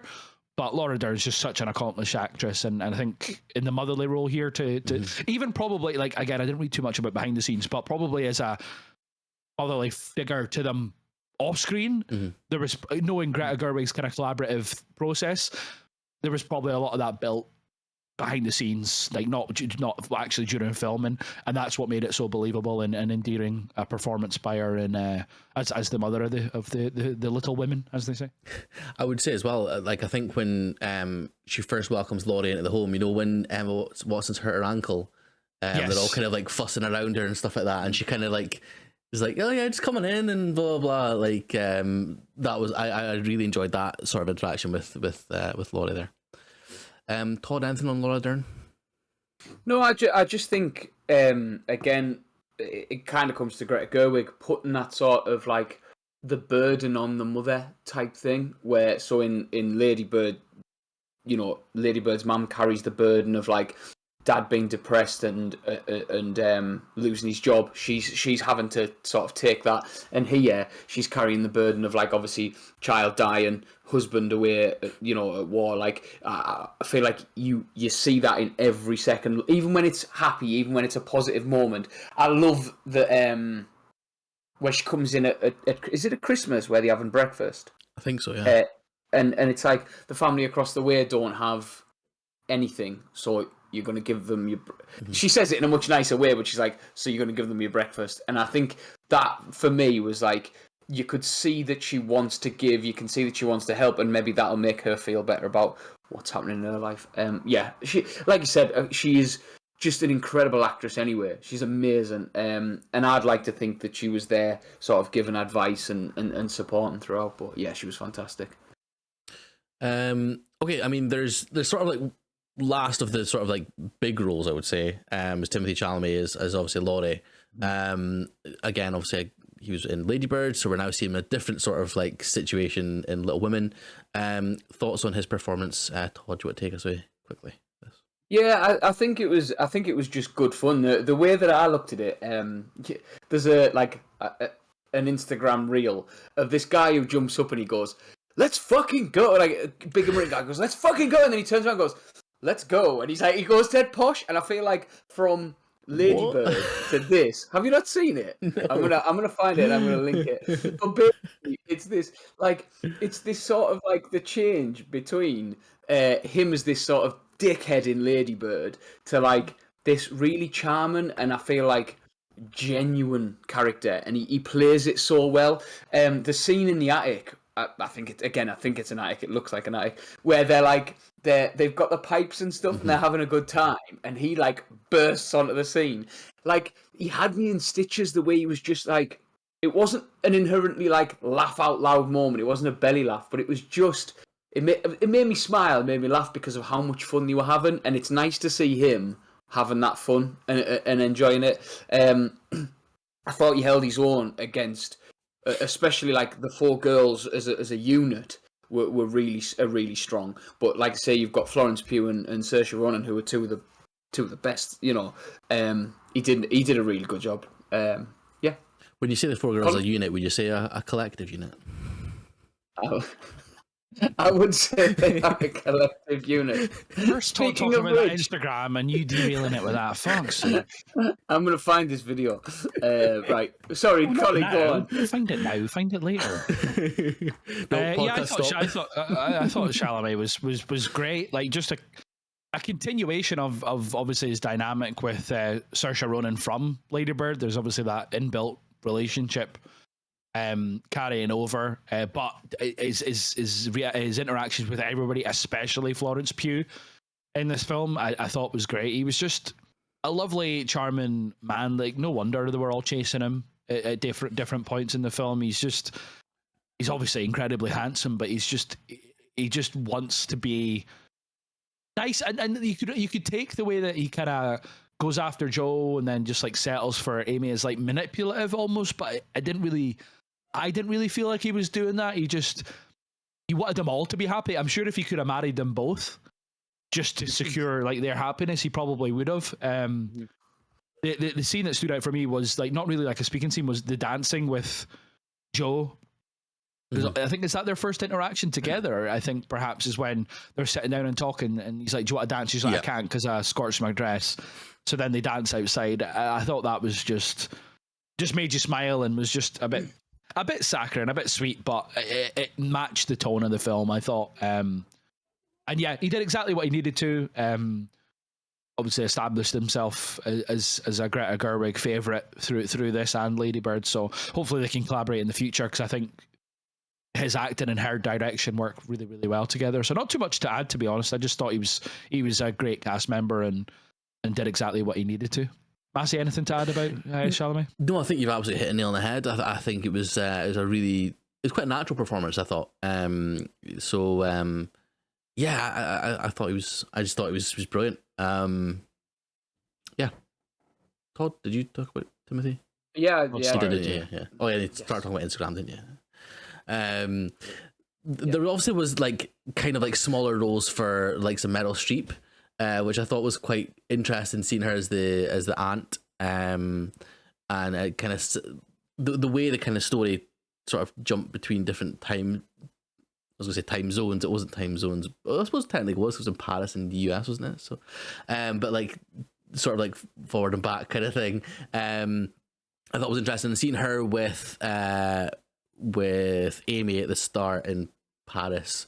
She was she was almost like Chris Cooper, and she was kind of hard nosed, straight to the point sort of thing, but also like a loving sort of like family member. Anything to talk about with her? The whole Meryl Streep, obviously one of the greats in this film at all. Was there anything that you thought was stand out about her performance? No, not particularly. I thought she did exactly what she needed to. Kind of similar to probably her place within the cast off screen in terms of her maturity and her kind of, renown throughout that. I thought like she kind of nailed the role, exactly what she needed to. Some of like you say, the blunt facts, especially dishing out to Joe, and just on her character, but back to kind of Amy and Joe's dynamic. When Amy runs over going, "Oh, she's going to Paris," and Joe's like, "Yeah, she's taking me," and Amy's like, "No, actually, she's taking me." I thought that was funny, and you could probably, like, if you were cynical, you could probably be like, March probably like planned that, if you know what I mean, to play them against each other to kind of make them a bit, wise them up a little bit, or whatever you want to kind of call that dynamic. I thought was quite interesting, but yeah, did exactly what she needed to. Similar to kind of, because we probably won't talk about them, Odin Kirk, and shout out Tracy Letts as the publisher guy as well. I thought all these really, really good actors and actresses is in more in like bit part roles. I thought did exactly what they needed to, and they were all there as like mentors to Joe, and by extension the other sisters as well. Just quickly on Tracy Letts, I didn't like. I knew I'd recognized him, and then literally this morning I was doing some washing up, and I was like, "It's him at the start. Like he's a dad from Lady Bird." Like, it's just so funny. But yeah, absolutely. Okay, anything specific you want to talk about with Greta and her direction at all? We've kind of touched on that, I suppose, as well. But was there anything specific you wanted to shout out? Anything, Todd? Just from a writing perspective, like I just think when we talk about certain writers and directors, and you talk about they write men well or they write women well, and sometimes the other side can be neglected a little bit. Not with everybody, but there are like examples of it. I think Greta Gerwig writes men and women really. I know we talk about the direction, but she writes men and women really well. Like there's no sort of like she doesn't lean into stereotypes. She's not sort of missing the mark with anybody. I just think she gets a character's so right, and again that does come down to direction, because writing's only half the battle. She has to get the performances out of the actors and out of some like actors as well. Do you know what I mean? Sort of with the capital A. For this to be a second direct, sorry, I hated it as it was coming out of my mouth. Yeah. Considering this is only a second film that she's written and directed, like to get Meryl Streep, to get like Laura Dern, it's huge. It is massive. So yeah, I just wanted to touch on the writing a little bit. Okay. Right. Well, we'll go into our scores then. How we rated it on Letterboxd. So, Todd, what did you rate on Letterboxd there? 4-star. Collie? 4 from me as well. And it was 3.5 for me. But again, similar sort of like kind of thing. Just it wasn't for me. That's the thing. But yeah. Okay. Let's move on to a film that we've actually spoke about this year, technically, wasn't it? Because obviously for the Oscars, we're moving on to Barbie. Obviously, as I say, released 2023.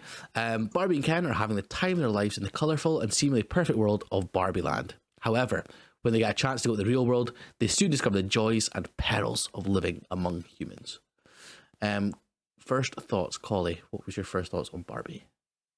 So we'll talk about more about Barbenheimer, I think, later on. But I seen this like on release weekend. I seen it prior to Oppenheimer, and I don't know if I seen them in the right order. To be honest, I don't know if I should have seen Oppenheimer first, because this was just so funny. The musical numbers were great. The message was great. The only thing that I think like I came out of it thinking initially was that as good as the message was, I thought it was a bit too on the nose for me. Through subsequent rewatches, I've lessened on that. I think like it is written well and stuff, but my initial thoughts on it were great movie, great cast, all that kind of jazz, but it was just a bit heavy-handed with its message of female empowerment, I thought. Todd? Yeah, so I saw it opening weekend in a packed cinema where me and one of the lads went together, and one of the kids who I teach sat right, like literally the seat in front of me. And it was interesting because like they'll have got something very different out of that film that I got out of it, and like on rewatches. So I think this is maybe 3 or 4 times I've rewatched it now. Some of the jokes land a bit differently. I think the music, I'm with you, is absolutely spot on, and whether that's like some of the it's Billie Eilish who sings the closing one, isn't it? Where she got nominated for the Oscar, Yep. and won it. But even the opening one, where it's like kind of meta a little bit. I love it. It's very easy, and It's Lizzo, I think, is yeah, that one, is Lizzo, it? yeah, I think it's yeah. Lizzo that sings that one, yeah. Yeah, it's just a lot of fun. It's a lot of fun with a great message, and I agree it is quite heavy-handed, but I think the sum of its parts make it as good as it is. Yeah, massive. Yeah, it's wonderful, isn't it? I completely agree with everything you guys are saying. I think it definitely is heavy-handed, but also what I've noticed, this was my third rewatch of it. As you said, Todd, you kind of pick up things, or things land in different ways, which I think kind of help it. And like, it's heavy-handed on the surface, but there's also kind of stuff underneath it as well, which kind of lessens the heavy-handedness, if that makes sense. But yeah, it's a bloody wonderful film, and I've said it since I first saw it. Again, it was on opening weekend, so I think I saw this and then I saw Oppenheimer like the next day, sort of thing. But yeah, absolutely wonderful film. Should we quickly touch on Barbenheimer then, because obviously it was a sort of big thing that happened. It was a big sort of like pop culture moment, or like sort of world changing moment, I suppose, as well. Like it was such a strange, unique phenomenon that happened. Obviously with Barbie and Oppenheimer being released on the exact same day, being completely different films, but a load and I wouldn't say the majority of people, but a lot of people went and saw them sort of back to back, or like in the same sort of weekend. So Collie, you said you saw Oppenheimer first, did you say? No, Barbie and then Oppenheimer. And similar, just to touch on Todd's point, it was me and maybe one other guy in the showing, and the rest of it was just like girls. So I was sitting like middle. I think I don't know if I told the story off on the podcast or whenever we recorded Oscars, or if it was just in general that weekend, but it was so busy. It was like sold out. It was Friday afternoon at like 1 or whatever. And it was one of the smaller screens in Cineworld. And I was sitting there like, early doors, coffee, popcorn, juice, like just ready to really enjoy it. And there was this woman who ended up sitting next to me, and her daughter, who had needed extra care and stuff like that, sat like 2 rows in front or something like that. So they'd obviously just turn up to the cinema and just couldn't get tickets together or whatever.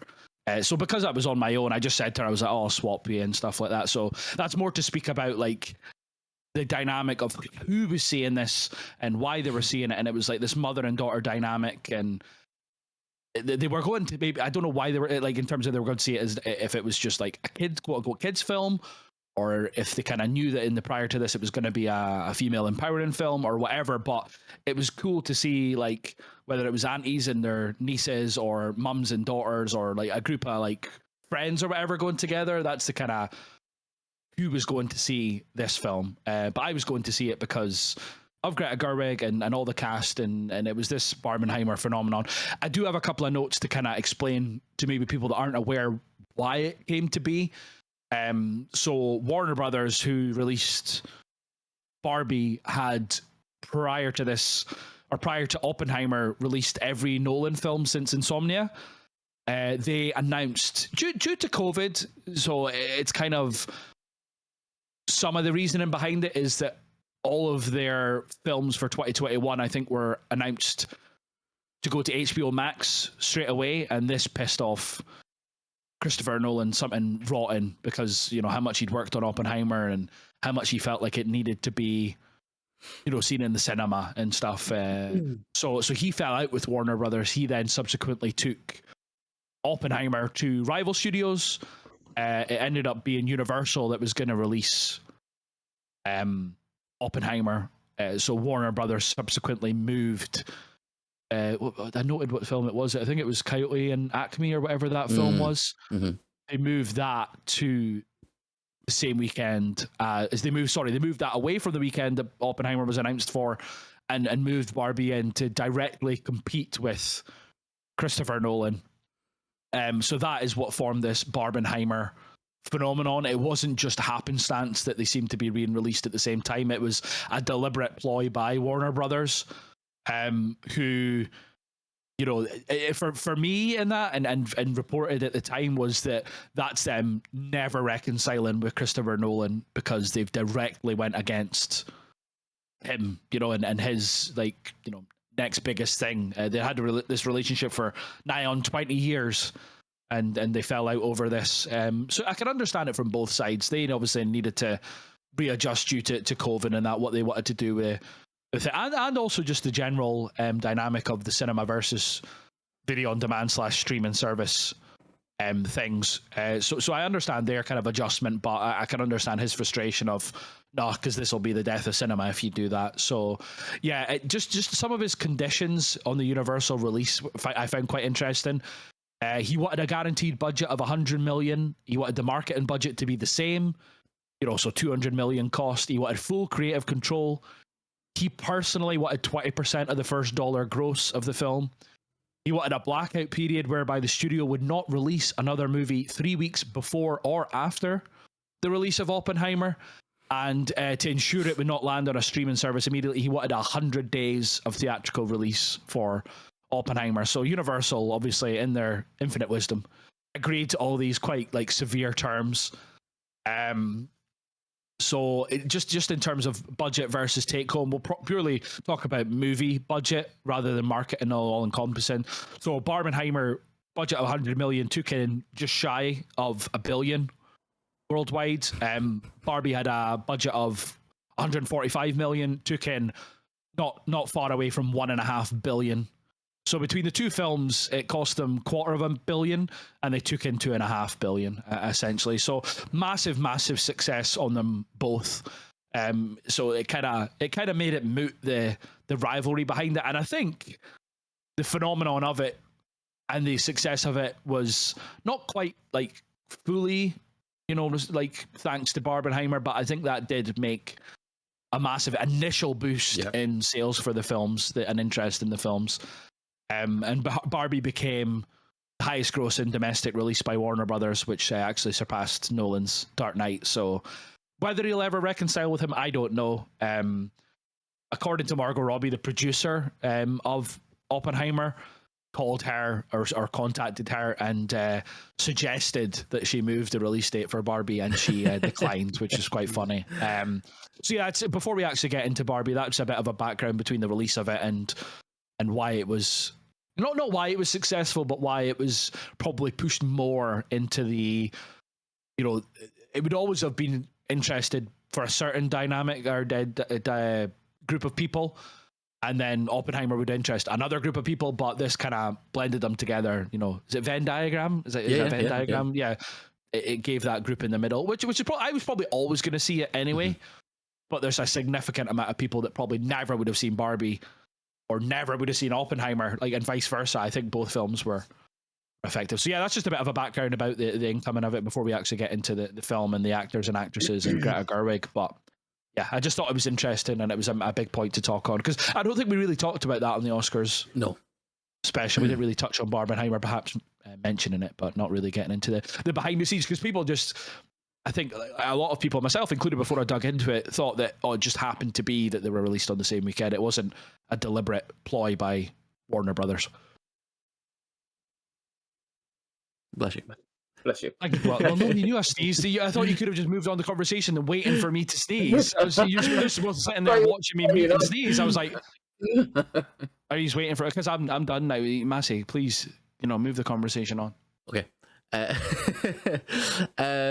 Yeah, and I think it's such an interesting point, and I don't think, like, obviously there's been some, again, we're kind of still talking about the sort of Barbenheimer sort of stuff, but I think some studios have kind of tried to like jump on the back of that. Like it was Saw Patrol, wasn't it, when Saw and Paw Patrol came out at the same time, and it's probably would have been the only person in the world that went to see the Paw Patrol and saw. Well, yeah, I did. No, all the game as well. Yeah, but it's like it's the same thing with like sort of corporations try to jump on the back of like or not natural, but like things that were like memes or popular and stuff as well. But I don't think we'll ever see anything like that ever again. I think it was one of those things that is like a complete one-off sort of thing. But yeah, absolutely, I think it's such an interesting point to talk about, and as you say, digging deeper into it, you actually get the kind of the full picture, as opposed to it wasn't just like a happy accident kind of thing.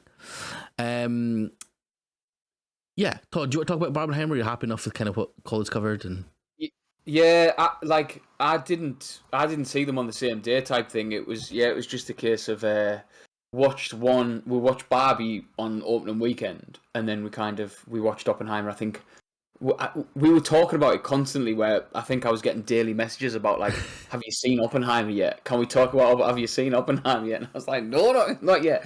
Yeah, it was just great that it, like you say, it was such a phenomenon, and that, like I said, you can't force these things to happen. They just kind of happen, and it'll never happen again. It won't. Mm-hmm. It just won't have that same effect. It was just good that everybody was getting involved, and like you say, closing that gap between people and getting them to see films they maybe didn't before. Cool. Okay, let's talk about the film then. So obviously the sort of the main player, the producer, and the sort of the star of the show was Margot Robbie as stereotypical Barbie. There was obviously lots of different types of Barbies, but she was stereotypical. So front and center, obviously, of the film. Thoughts on Margot Robbie as Barbie, Collie? I thought she was amazing. I can't really see anyone else ever like even being considered to play Barbie, even though that wasn't the case. She was executive producing it for a long time while it was in development hell, I believe, before even Gerwig was attached. And there was multiple people, suggested for the role, tied in for the role, and then it ended up just being like, I think between her and Gerwig, it was decided it needed to be Margot Robbie. It's an interesting journey throughout the film for her, in the fact that it starts with that Pink song by Lizzo, and she's perfect and all that kind of a perfect life and stuff. And then the first crack to unfold is when they're all dancing to Dua Lipa, the party and stuff like that. And then, does anyone think about dying? and it's just like that needle scratch moment. I just burst out laughing, even on first watch and all subsequent rewatches. I just find it so out the blue. There's no real lead on to it in the film or the story writing that. It just comes out with it, and then from there, she the Barbie actually in the film becomes more of a human throughout the film, all the way to the end when she becomes, she ends up staying in the human world, or that's what's obviously implied. But yeah, Margot Robbie just brilliant. I was going to say carried the film, but she didn't carry the film because obviously the supporting cast was amazing. But this is probably the best thing I've seen her in, and she's done a lot of good work, but it was so nuanced compared to what it could have just been a blonde bimbo Barbie thing. And that's obviously between Gerwig and her developing the story and developing the writing. She just nailed it. I thought. I think she was robbed of a nomination for Best Actress for this. I don't think I said that maybe prior to this. I was just it's a really strong, group of people that are nominated. But I think why is Carey Mulligan in there for Maestro and Margot Robbie wasn't for Barbie? It's a madness, especially looking a couple of months removed from the Oscars. It's crazy. And yeah, we'll talk more on and off about her as we move on to the supporting cast and stuff. But I can't say much more than born to play this role, as cliche as that is. But I think she was fantastic. Yep. Todd? Yeah, and for me, I think she was done a disservice because I was the same, where you're okay, she's done well. It was a great performance. And I wonder how many times the people who, call for the nominations and stuff rewatched it, because I think on the first watch, and I know we'll get to Ryan Gosling, but he's big funny. He's like that. He just steals everything because of how ridiculous and over the top he is. But on the rewatches, you realise how good Margot Robbie actually is. Some of the, and we'll get to the writing, but the one I wrote down was about when she was called a fascist, and she said, "I don't run the railways." That's my favourite line in the whole film. It's so funny. I don't control the railways or the flow of commerce. Yeah. It's so like this. funny. Like I said, this is probably 4 watches in, and I've never clocked it until the most recent rewatch. And like, again, it's the delivery, it's the right. Like she was fantastic. She was absolutely brilliant. Just interject on that line because I was going to come back to it later on, but we'll just touch on it now. The Mattel like COO or whatever was apparently like so against her being called a fascist in the film, and they really had to fight with him to get that kept in the film. And I'm so glad it was, because it just made me burst out laughing, because not only like I was like, oh, she's being called a fascist, like a bit of an edgelord phrase by Sasha, but it's when she's sitting and just be like, I don't even control the railways or the flow of commerce, and it just made me laugh because that's Barbie's understanding of what a fascist means and stuff like that, and it's like such a layered joke. Even at the time, I thought that was hilarious, and on subsequent rewatches, it's the line that I laugh at most. Probably, it's so funny. Sorry to carry on about Margot Robbie. I wasn't sure if when that line was going to be touched on, or if I was going to bring it up or whatever. But it's so good. Yeah, she's and like it's because it's still like it's delivered in that sort of daft way. Like it's such a well written line, and she's just like, but yeah, she gets the opportunity again, just in comparison to Ryan Gosling, who obviously got the nomination. Like she gets the opportunity to actually flex a little bit in terms of different emotions and stuff, where when Ken's upset, it's still that like massive big over the top movement and stuff, where he like that conversation with Ruth, the creator of Barbie, and like the conversation with the old lady on the bus stop and stuff, like she gets that opportunity to be soft, to be sensitive, to almost like be a human rather than just the dolls that everybody else is portraying. So yeah, she was robbed. I think we could now, with like a year's worth of reflection, she was absolutely robbed. Massey? Yeah, absolutely agree. I think again with the rewatches that I had, I'm the same. I noticed more the fact that like the way Margot played it started off as that stereotypical doll, but then the longer the film went on, the more nuances actually came to the forefront that kind of showed her almost shifting to human or like more natural, which I thought was like, again, something I didn't really pick up on maybe my first couple of rewatches, actually, like my first and second watches of it. But just things like that she did were really interesting. And what Todd said there, like wondering how much the people that actually vote or nominate people for the Oscar and stuff, how much times they actually watch that. I think that is quite a big part of it. If they'd watched it maybe not more a couple of times and potentially seen those nuances or picked up on that, then she would have been potentially nominated. But yeah, I agree. I think it's a travesty that she wasn't at least nominated for that. I think like the Academy are a bunch of cunts, pretty much. Like they always have been. Like they're so ignorant. It's the same as how like superhero movies are just completely written off. This is the same. Yeah. They would have written this off as, oh, it's just Barbie. That's why it was like nominated for all the like the costumes and stuff like that. Those kind of technical awards and stuff. It wasn't really for the portrayal of anybody. Like even America Ferrera being nominated for, I know we'll talk on her and that, but like I don't understand how you nominate it for Best Picture and how you nominate Ryan Gosling, but then you miss out Robbie and Gerwig. It's insane. Like even at the time, I know you went off on one on Twitter like you tend to do, Massey, and I didn't so much. I kept my feelings to myself, but I was the same. And Gosling sums it up in his, well, there's no Ken without Barbie. There's no Ken without Margot Robbie's Barbie, and there's no Margot Robbie's Barbie without Greta Gerwig. So if you can nominate one for a couple of things, then why they all should have been nominated. Not necessarily winning it. I don't think they would have won them per se, but they should have swept nomination wise. But yeah, just to talk on the scene that we talked about, and that scene on the bench when she's just watching the world go by and the music in the background, but just the focus on Robbie's face and how emotional she's getting and stuff. I think it was just excellent. Like I said in my summation of it, it's her best work, I think, by far, and it's only on rewatching it. Kind of what you've both talked about is that it clicks more and more, I think, every time as to how good she is, and it's easy to kind of write her off as because of how bombastic Gosling is. Margot Robbie carries the kind of heart of this film, as Barbie should, as the person playing Barbie should, but I think it just gets better and better every time. There's sort of like, there's obviously Barbie films that are like straight to DVD that are like animated and stuff like that, and I think that's kind of what people maybe expected when this was first announced, because I believe it was Amy Schumer was meant to be Barbie at one point, yes, and then Gal Gadot as well, I think. Yes, and like that is insane to think if they were the sort of. That's what I said at the start. Like, yeah. I can't picture anybody ever not. Margot Robbie, like, not being Barbie. Yeah.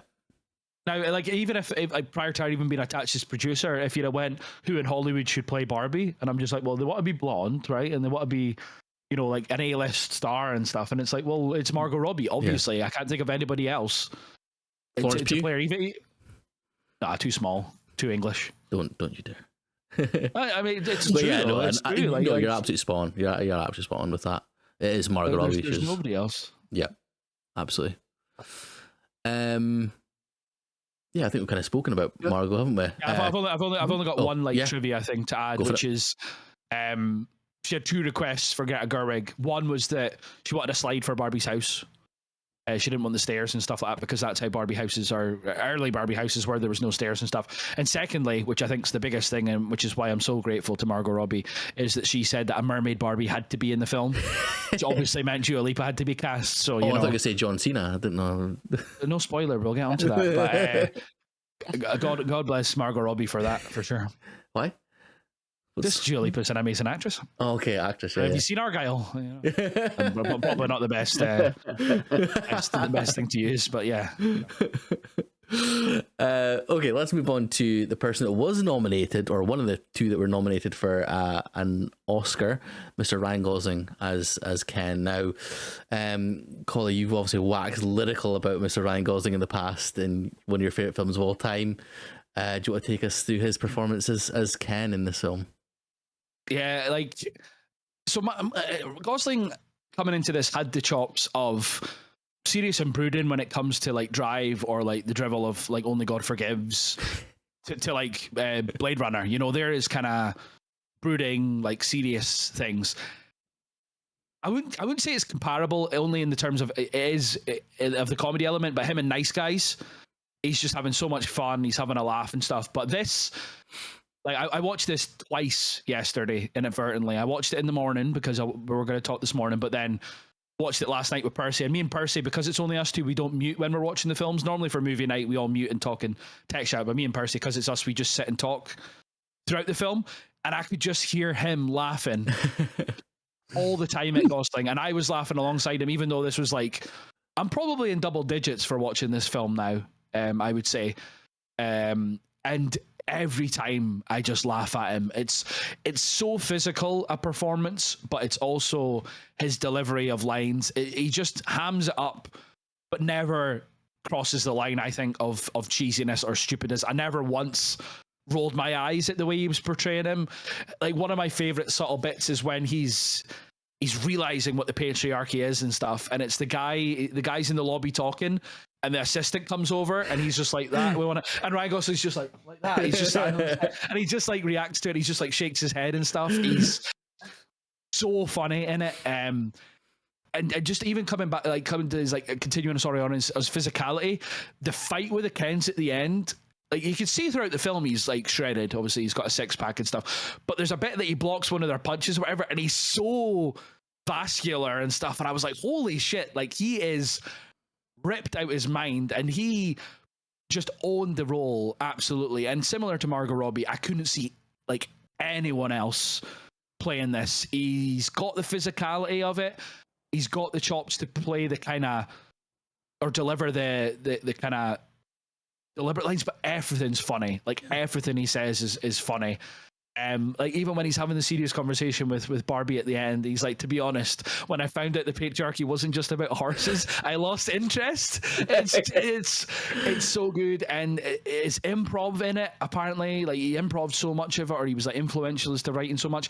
When Barbie's like, oh, do you want to be my? I will be your long-term distance girlfriend or wherever, and he walks into the house and he goes, sublime. he improvised that, apparently. Like, that wasn't written for him. So like that, and also when he's got the two sunglasses on, or two things that I've seen were noted as him improvising, but he's just. He just made me laugh so much. And again, even I think like I'm becoming. I don't think at the time I was like, why is he nominated for supporting actor? He's not really like on par with Downey Jr. especially, but looking at the other nominees, he's 100% deserving to be there. And I think I did say this at the time. If he did win, I would have been buzzing for him. Mm-hmm. I would have been buzzing for him. I'm just like quickly like spacing through the film. Just what did I like? Even when Barbie's sitting on the bench. And he's just, I'm bored. I get bored when people are thinking. And she's like, just walk away or go away for a minute. And she's like, where? And he go, can I walk this way? And she's like, yes. But he's just constantly looking back over his shoulder at her. And I'll let you two guys talk on now because there's just so much in the film that he's good at. But yeah, loved him. Can't see anyone else ever playing Ken. Yeah, he's one of my favorite actors, and this just continued to cement that fact, I think. Yeah, I completely agree. I think, as you say, the physicality as well is masterful. There's one of the moments that always gets me is when they're doing the choreographed dance at the start, and he sees that Simu Liu's Ken is getting closer to Barbie, and he hands Kingsley Ben-Adir the cup. And he has like a frown on his face, and then he sort of scoots over with his arm going at the same time and like joins in the dance. Like, unbelievable. Like, it's just so seamless and it's just so perfect. Like, it's one of my favorite performances, like I would say ever. Like, you can just tell he's having so much fun with it, and you're forced to have fun with it as well because it's just that endearing and that like so like comical. Yeah, it's absolutely wonderful. Todd, do you want to take a bit over about Mr. Gosling? Just the bit that I wrote down, and again we've talked about it before, but it's when he's thrown the clothes out of Barbie's house, and he's like, he goes into this sort of like hyper super villain type thing. I can't remember any of the names of the clothes, but he says the full name of them as he's throwing them. That was amazing. Just with I'm Just Ken, like I'm obsessed with it. It's so. I don't know what it is. It hits a certain part of my brain really well, and I compared it the other day to Clash at Demon Head from Scott Pilgrim, where if I'm watching it, I'll rewind that scene and like rewatch. I could just rewatch it over and over again. I feel like I could just watch I'm Just Ken over and over again, and I think it's just because of his commitment. Like, I think he automatically bumps films up in quality. Like, regardless, like The Fall Guy was just like a mindless, daft thing, but he was amazing. Like, he took that film from like a sort of 3.5, 4 star to 4.5, 5. Like, for me, he gets what he has to do, and he's spot on with it. Him and Margot Robbie bounce off each other really well, but I think it was the press as well. I think that press tour of how he was, and like, you know, when you talk about the 2 sunglasses in the film, like when he's describing it and he's like, you know, I've got to put the sunglasses on so Barbie can't see how sad I am, and then these are to match her outfit. Like, it just, he's phenomenal. Like, I think we could talk about him for days. And like you said, those improvised moments are the things where he's trying different things. You see the takes over and over again. I'd be interested to see the more of the behind the scenes stuff from him. Just talking about like the behind the scenes in the press tour stuff, I got this bit of IMDb's trivia, and it says, according to Ryan Gosling, he accepted the role of Ken after seeing his daughter's Ken doll lying face down in the mud next to a squished lemon. He then took a shot of the doll and lemon and sent it to Gerwig saying, "I shall be your Ken. His story must be told." It's so funny. Whether that's even true or not, like, it's just funny. It speaks to his humor and that. But just to talk about like the quote unquote serious bit. That I'm like, again, similar to when we're talking about Florence Pugh and Little Women, that made me kind of sit up a little bit, is when Barbie's talking about like failing humanity and stuff like that, and then he turns around and he goes, "No, you failed me," and he says it like not as a Ken doll or anything like that. Almost, it's like serious. It's him voicing his, you know, deepest, darkest feelings on how he fits into Barbie's world and stuff. I thought like the delivery of that was like quote unquote serious. Like it was, again, showing off the chops of how he can be in, like, you know, more serious films or more serious roles. Yeah, just excellent. And just to talk about that, I'm Just Ken, like, I think Mark Ronson, again, trivia-wise, he wrote it as a laugh. But then when it comes to like how Gosling interpreted it and stuff like that, apparently it just blew him away. And that Oscars performance, I think me and you stayed up for it, Massey. Yeah. Todd, you were sleeping, I think. But I was sitting at like 2 a.m., 3 a.m. or whatever, just beaming. I was like, I cannot wait to rewatch that. The guy's just got everything. Like, serious actor, funny actor, like married to Eva Mendes, just a charming, lovely guy. And then as soon as he did that, I was like, fuck's sake, he's a rock star as well. Like, he owned that stage. Like, I've never seen a frontman in a band ever own that stage. He was amazing. He was so fucking good. And if they ever do a Barbie 2 with him in it, I'm all for it. Yeah, it's absolutely wonderful. Anything else you want to touch on? Right, I think we kind of waxed a bit. Just one thing. I know we will probably talk about like supporting cast moving forward, but I know we'll talk about like America Ferrera perhaps. But in terms of Simu Liu, like, he didn't have much to do in the film, but everything he did amazingly. And apparently that dynamic of them being rivals wasn't written until later on, because during rehearsals he did some sort of backflip during dance rehearsals. Gosling apparently reacted to it, and then that's when they started getting written as rivals. And I can't see that film. Not the film, perhaps, but just Ken's dynamic of rivalry with the other ones. I think that's integral to the film. I think that's integral to the character. So if that was in there, I think it would lessen his. If all he was the quote unquote like lapdog for Barbie, that would have been great as well. But it kind of gives him the extra dynamic. It gives us the I'm Just Ken dance number and stuff like that. If it wasn't for that, so again, Gerwig's usage of behind the scene dynamic and letting people feel their character and stuff speaks wonders, and it elevates like the two films we've talked about and this one. I think allowing the cast to breathe and influence the writings integral. Absolutely. Well, I mean, let's go on to America Ferrera then. She was obviously the other one that was nominated for an Oscar for this film. Obviously playing the sort of like real life or the owner. It's weird the way they kind of like frame it, but yeah, she's like the owner of Barbie essentially, or like her thoughts kind of influence the Barbie's kind of like mindset and stuff. And yeah, I thought that quote unquote plot twist of it being her and not Sasha, I thought was really cool. Yes. I thought that was excellent.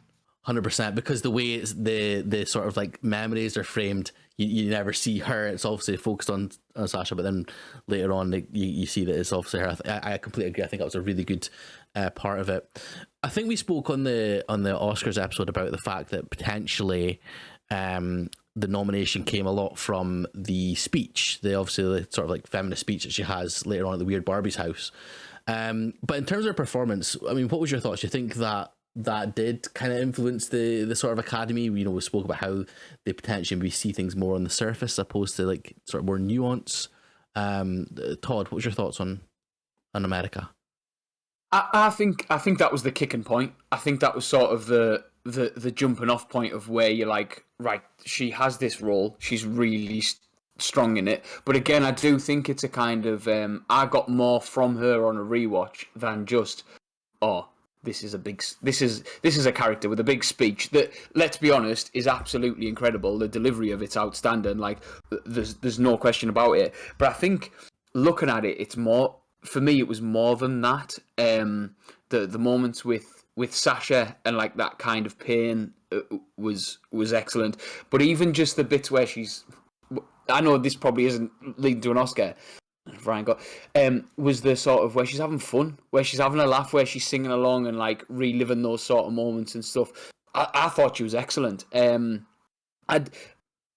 it's hard because we expect a specific thing from Oscar-nominated actors. Like, it's this kind of, we expect it to be a big powerhouse performance, and if anything, her and Ryan Gosling getting the nominations maybe sort of turns that dial a little bit, and I'd like to think it would be a force to change, like say superhero films and like horror films, a bit more comedy in there for those Oscar nominations. But yeah, I thought she was excellent, and like I said, I got more from her on a rewatch than I did on that first one.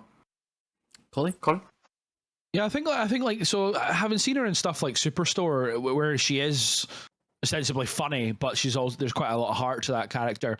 I think she carried that into this film, and I thought her dynamic with like Barbie was great, her daughter was great, like all that kind of stuff, and she was having fun. But it was like a B performance, like a you know, grade wise, it's like a B performance, like great part of the cast, but not like Oscar nomination worthy. And I said this to Percy last night, and I said it even like on first watch, like that speech. It's a combination of obviously Gerwig's writing, and her delivery of it, but I was like, that elevates it to an A+, almost S tier kind of performance. It's, and you probably, when you look back at the Oscars over the years, there's so many nominations and stuff that are probably based on one big speech or one big delivery and not like the full performance, you know? And that's not saying that that's right or wrong, but I don't feel like she would have been nominated without that speech. But that's not to take away from a great performance.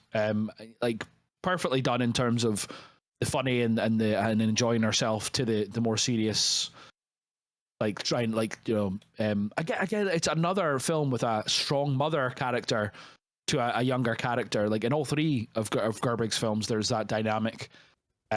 This one's a bit more mother focused, I would say, because it's her feelings and stuff that Barbie goes through, but.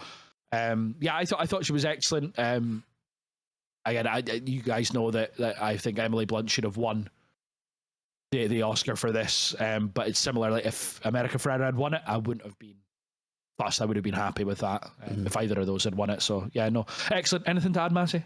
No, I don't think so. I'm trying to think if we should kind of go through, because there's obviously quite a lot of like names that pop up as Barbies and Kens throughout the film. So was there anyone that kind of stood out for you guys? I know obviously Collie Dua Lipa as the mermaid Barbie, but was there anyone specifically that kind of stood out? Jokes aside, Kate McKinnon as Weird Barbie, I thought was amazing. Again, bit of trivia was that when Greta Gerwig offered Kate McKinnon the role of Weird Barbie, she replied, "Oh, so it's a documentary," which I thought was quite funny. And I think they know each other from when I think they were roommates in their early 20s or late teens or something like that. So they've been friends for a long, long time. So I think the chance to cast her was taken rightfully so here. Even like her first interactions with her in the house was great. Like it was a lot of laugh out loud moments, but then it's the bit when she's offering her, is it the sandals and the high heels? And it's obviously the Matrix pill choice. She's like, "Oh, I'll just take the easy option." She's like, no, we'll go again. And then the delivery when she moves the globe, and Margot Robbie, like Barbie's just like, and she's like, "Yeah, I set myself up for that one." And I can't remember specifically what Barbie says, but where Barbie's just like, "That's a bummer. Like, I'm bummed. You're a bummer." It's her delivery throughout it is amazing. So I think in terms of the supporting cast, below them, like the main three, perhaps she was the one that I laughed at most. I thought she was having the most fun.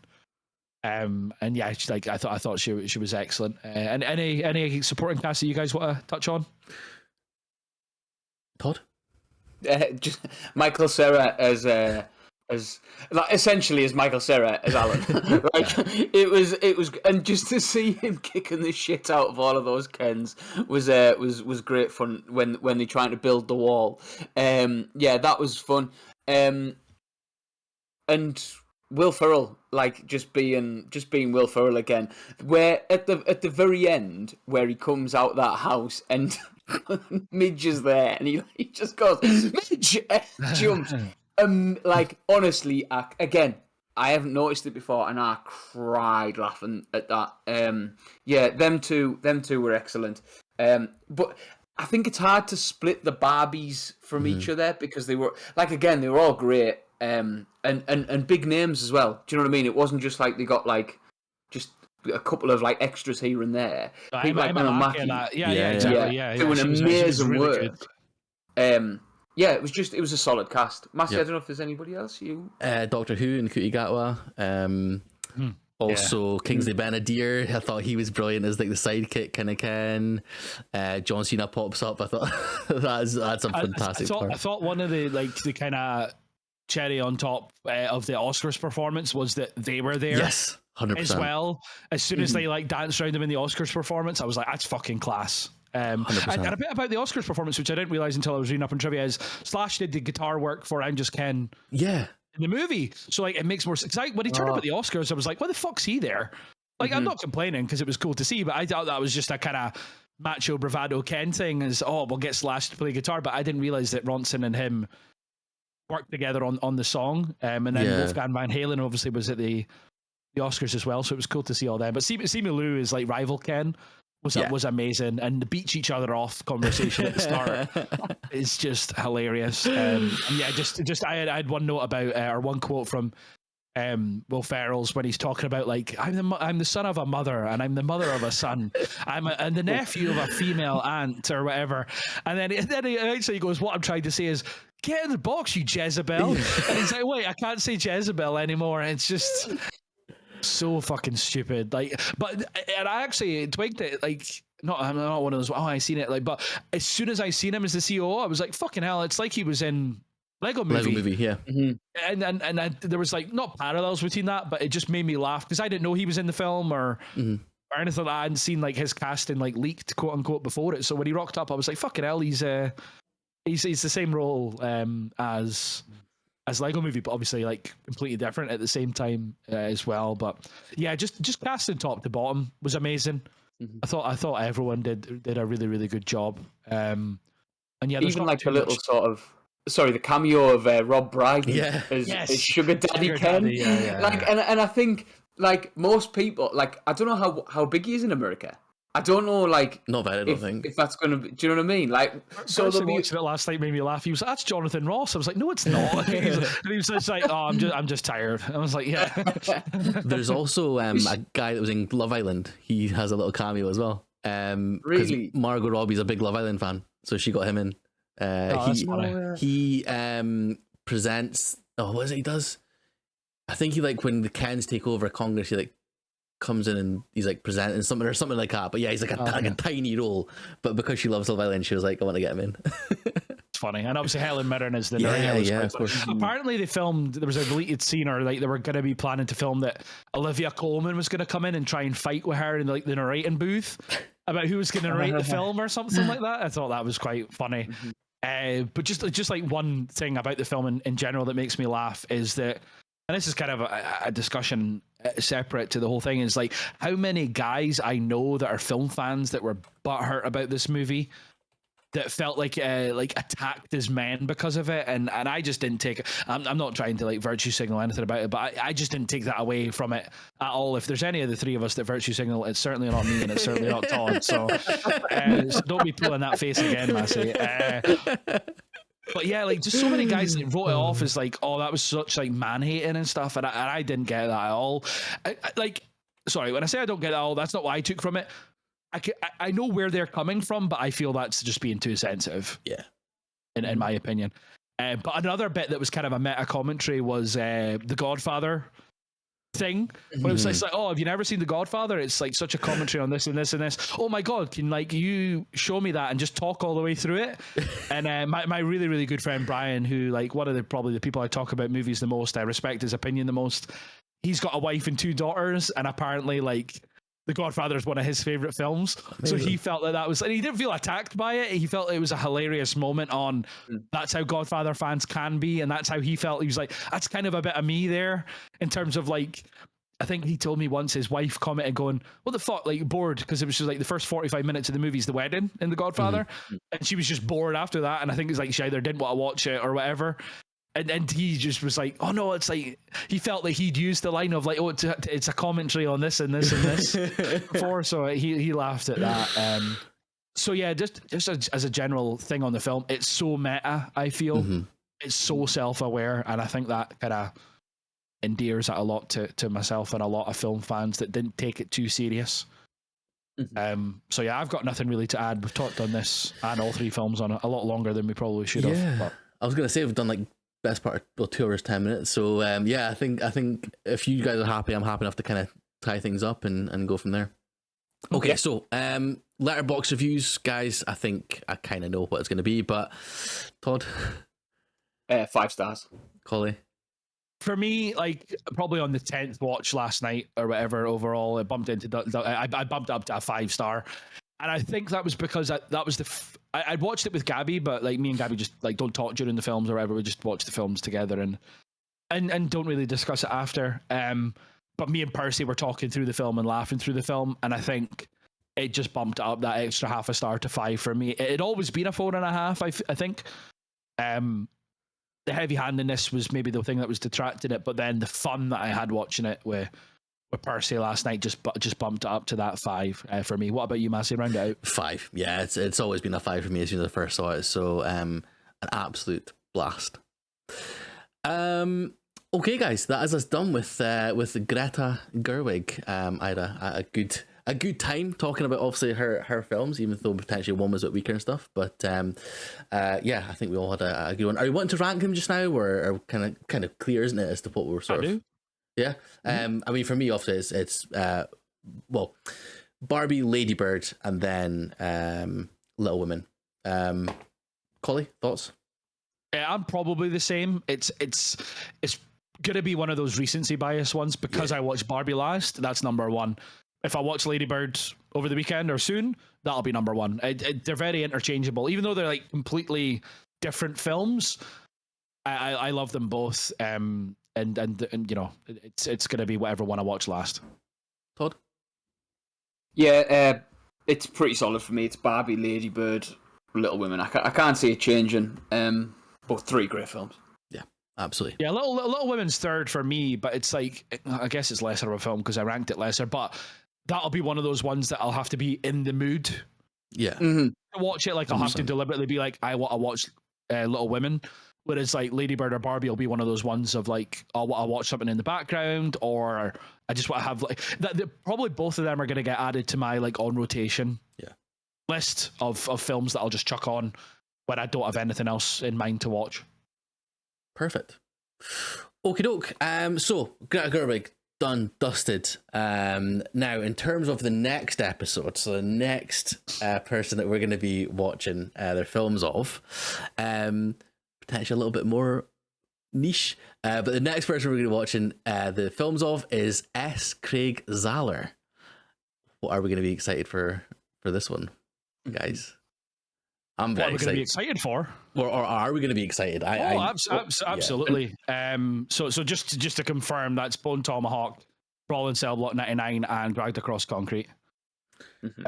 Yeah, completely different to what we just discussed. So yeah, I'm looking forward to it. I've seen all 3 before. Have either of you? I've just seen Bone Tomahawk, so I've seen Bone Tomahawk. I think I've seen Cell Block 99. We'll go. But still, like Dragged Across Concrete's going to be first watches for both of you. Yeah, absolutely. Cool. Well, I'm really looking forward to it. This was my kind of suggestion as another 3-hitter. And yeah. Absolutely. Well, I'm really excited for that one. So, yes, we will see everyone next episode. Just remember again to follow us on Twitter, LCD_pod. If you're watching on YouTube, like and subscribe, and let us know in the comments below what you think about Greta Gerwig and her films that we've spoken about, and if you're excited for the next one as well. And again, if you're listening on Spotify, because you don't watch when you're listening, remember to, of course, follow us on there as well. But guys, thank you so much for listening today, and we'll see you all on the next one. Bye bye. Cheers, everyone. Bye. Thank you.